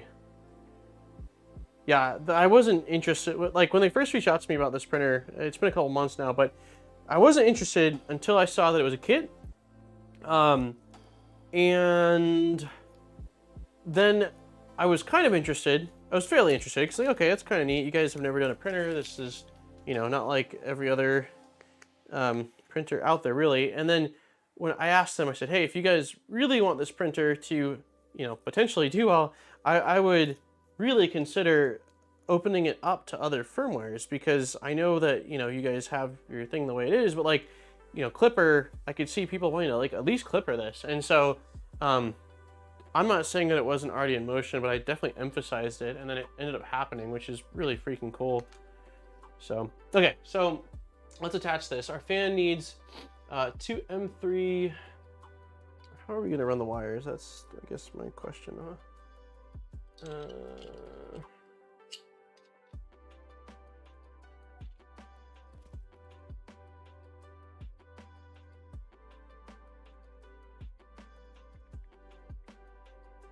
Okay, I'm not entirely sure how the wires are gonna go, but self-tapping M3x16s, we've got that. But yeah, I'm glad that they did that. I think I could see a little community form around this printer. I really could. Will it? I have no idea. Beats me, but I could. The price is right. It's a full kit. You know, they've got some upgrades for it. It's using pretty standard components, right? Like it's just some extrusions. I could really see that. Almost ultimate. Yeah, it is kind of almost ultimate color. Okay, so we got the fan on, and then it wants us to attach it using 2 M3x6 self-tappings, and the direction of that should be, looks like this.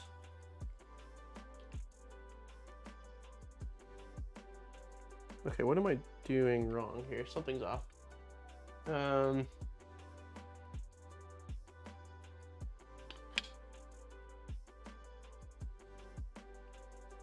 Did they royally screw up on their hole placement?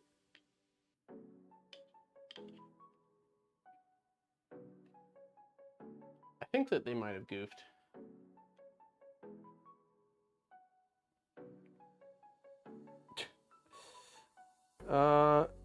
Unless they just want you to use, okay. I think they might have changed it again from their instructions, and now they just want you to use 2 holes. So most of the instructions have been pretty damn crystal clear. Oh no, do we only have one? I would love to have one more self-tapping screw, please. Most of the instructions have been crystal clear, but then there's the occasional thing like this where they've changed. I only have one. It's okay. It's just a fan.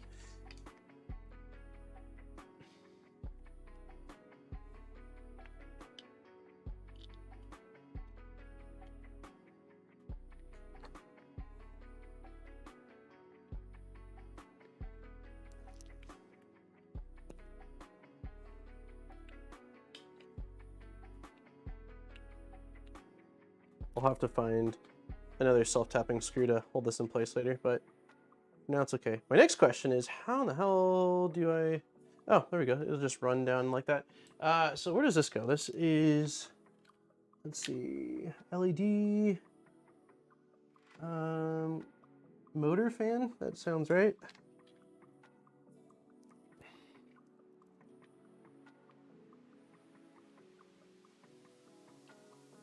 Okay. Cable management's still going to be super ugly, just letting everyone know. But I will throw this lid on it to at least hopefully keep it from oh, interesting. That is a really tight cable.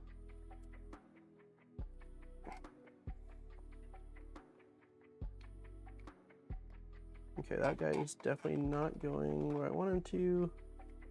You should go over here. Ta-da! All right. It's kind of crazy. They only charge $9. I think I saw that.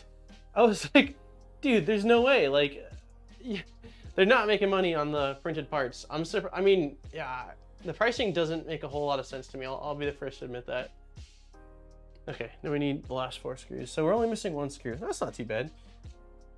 It's just a tiny little M3 self-tapping screw, and I probably have that somewhere. Yeah, that's pretty cool.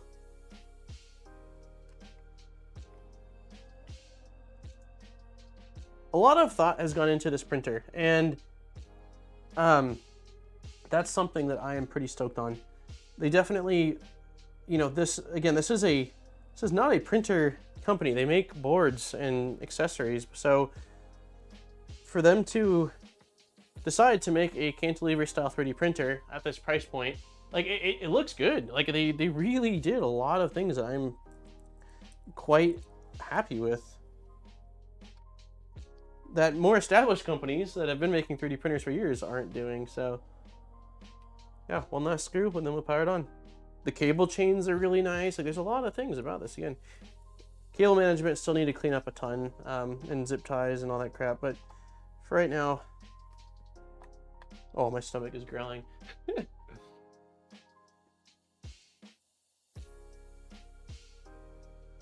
Let's see, right? Are you taking off, John? Bye everyone. I think you're taking off, John. If you are, have a wonderful night and a great Thanksgiving, man. Okay, let's plug this in. Let's do it. Let's see. We've already got a power cable right here. There's a knob also. I can put that on. Oh, I also didn't put heat sinks on the stepper motor drivers. I should probably do that. I'll do that after as well. It'll be fine for right now. But I need to do that.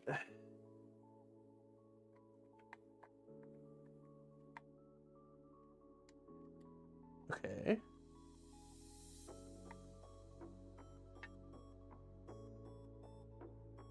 Okay, what's going on, guy?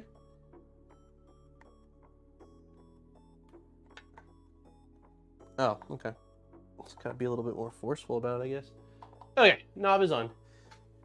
Oh shit, it's way on the other side. Oh, it's already turned on. I'm a goof. You know what we did not do? We did not plug in the ribbon cable. Aaron says, need anything. If you can hear me, I will definitely take a bag of trail mix. Pretty please. Yeah, we should probably plug in the ribbon cable for the LCD screen. False alarm, everyone. All right.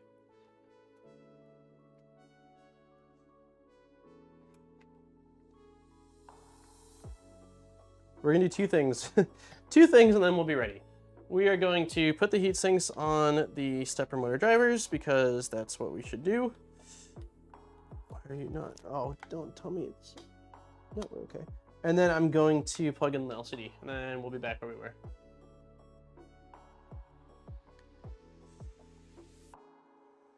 Okay.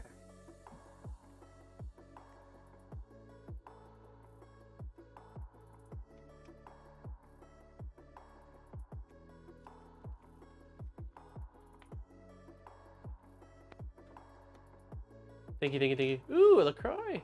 Delilah, what a treat. I know, I saw. She said, get out, this is my room. Thank you very much. This is my new Dr. Pepper alien. He was here earlier when I announced it. He's like, oh, bummer. What does? Oh, thanks. The printer's looking really good. We need to do cable management later, but like, it looks awesome. It's so cute, right? Mm-hmm.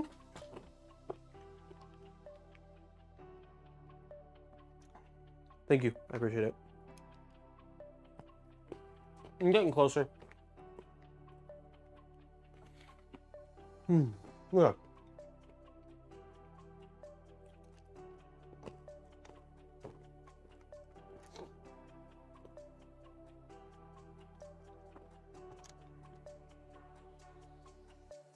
Oh, interesting. The standoff came off with my screw.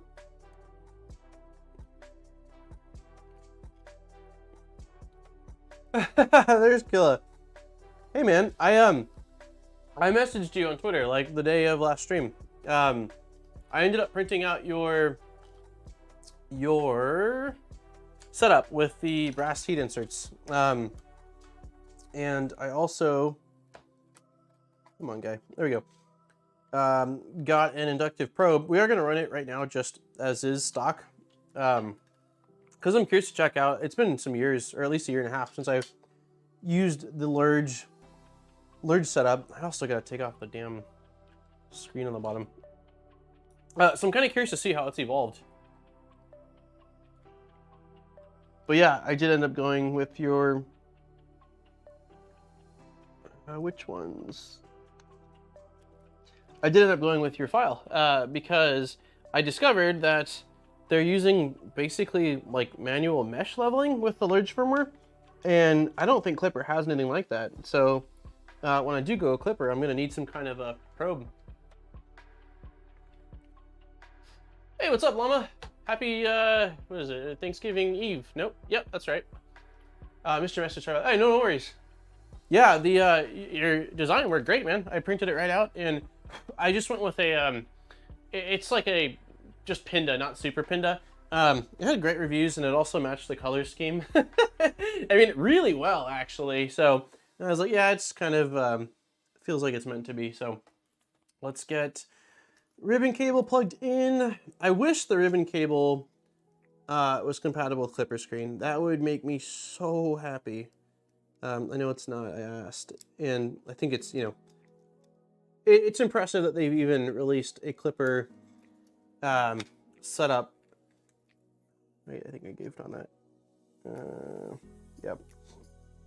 It's impressive that they've released a Klipper setup. Wait. No, I didn't. This thing needs to twist, I guess. For this, considering how closed off Lerdge has been for all these years. They've always been kind of known as like that one proprietary firmware that just kind of does their own thing. And they've been around for a really long time too. I know that, so we should probably power it on before I close this up to make sure I got the ribbon cable in correctly. Let's do that.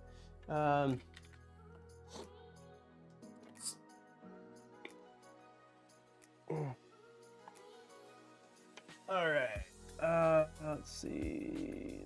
Feels like it's right side up like that. There we go.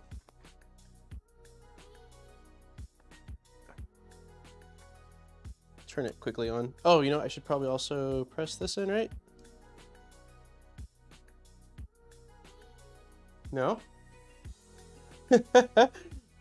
Unless I just, no, it should be on. Interesting. Well, we don't have power, which makes me wonder if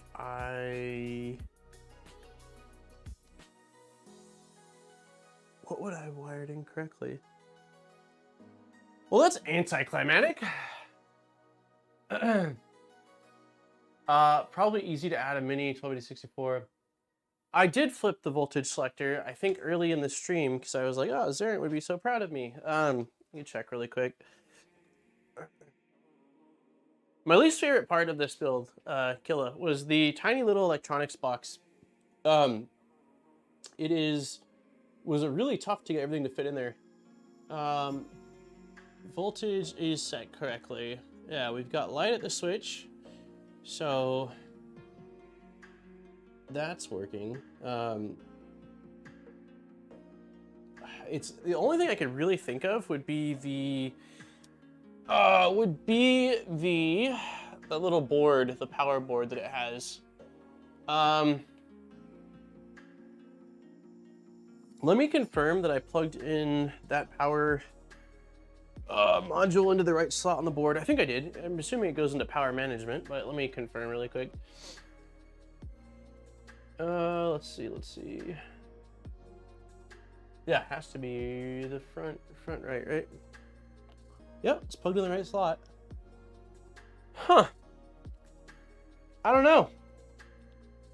That's a bummer. I was definitely hoping for just lights. Probably means I need to take apart the power supply, or take the power supply off, because you can't access it without taking this off. Wiring in the power. Yeah, I thought it was right. Let's see. Let me kill the power to this really quick.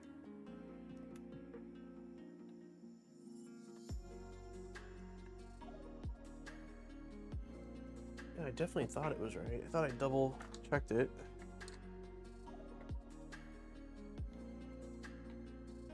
Is the switch on the power socket? Yeah, the switch is on the power socket. It was on before I shut it off a second ago. Man, I really don't want to go back in there right now. Push the switch twice? Wait, it's a... Whoa. You have to push it twice?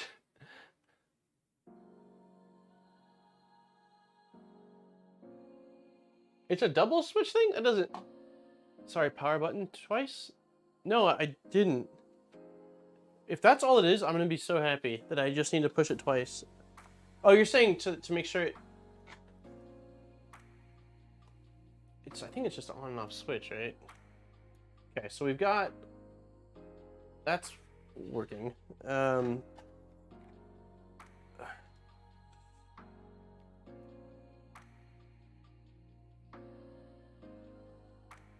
Yeah, button on the front. How about this guy? Hey, Steve. Sorry, I think I was starting to say hi. Yeah, I think we're gonna end it soon. I'm definitely getting hungry and losing a little bit of... Yeah, it's not... There should be lights on the board.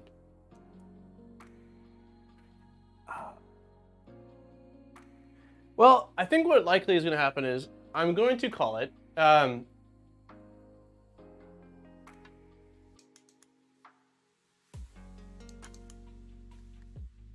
Wait, which... push the switch twice. Sorry, power button twice. Yeah, I think I have now. I'm imagining that's the switch right there. Yeah, I think I'm gonna call it, because it's been quite a few hours. I think we're coming up on 4 hours today. And probably gonna take a break, chill for a little bit, and then later on tonight, I will likely turn my attention to it and just take things open. And no, I hope it's not a dead PSU. You know, I'll probably take the cover off of it and then turn it on and see if I can see the light on the PSU. But yeah, I'll probably play around later on, and then I think what'll happen is I will post, if I get it working, I'll post it on like the Discord or Twitter. Next week's plan, oh crap, next week's plan was to start building the Mercury 1 or 1.1, and there's a chance that the shims inside that kit were incorrect, and I know Scott said that I don't need the shims, and he's been running his without, but I think I'd rather have them if I can get them. So if they end up being incorrect, we might end up doing another stream on this next week. It would be the third and final stream, and all we basically do is just print and chill, and it would be a pretty laid back stream before we start the next build. So that's likely what we'll do. And if that happens, I will probably have printed 1 or 2 things by then. We can maybe take a look at the Lerdge interface and how it all sort of works, and then maybe we can look into flashing Klipper on next week's stream. Then as sort of a thing to do. That's probably what we'll end up doing. So, it gets like Twitter. Yeah, I will definitely shoot you a DM on Twitter if I get stuck. I have a feeling, again, it's probably something simple. There's a chance I just wired something incorrectly. It did take quite a bit of force to get everything in, so there's also a chance that something maybe came loose, and I can double check the schematics for the wiring as well. I just, with how much of a pain it was to get that module into there and how long we've been streaming, I just am not in a place where I can take it out right now and screw around with it and put it, like, I just need a pause. I feel it. So anyways, I'm stoked we made a lot of progress. I'm bummed that it's not powering on right now. I didn't like Lerdge firmware flash Klipper 17 minutes after turning it on. I had a couple people earlier that were interested in this that were primarily asking because they're like, we don't have Raspberry Pis, or we don't want to go through the process of flashing Klipper and using a laptop or other device or something like that. So like, okay, well maybe it is worth me at least looking at it to see how it's evolved and see what it does offer and what it doesn't offer. So I at least want to check it out. So oh,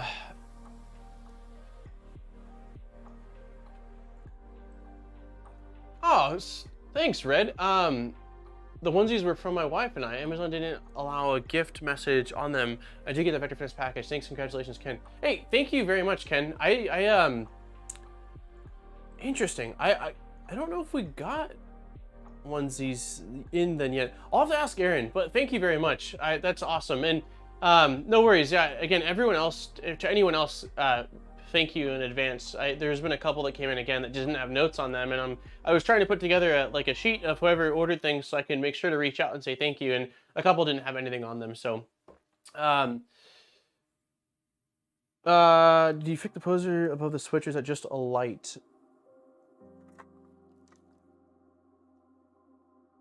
I think it's just a light. Yeah, just a light.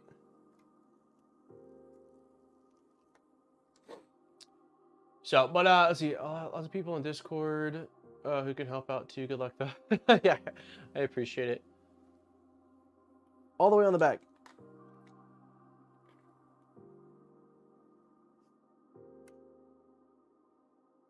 Everything should have been flipped or set or checked at least once over now. I think it's something internal.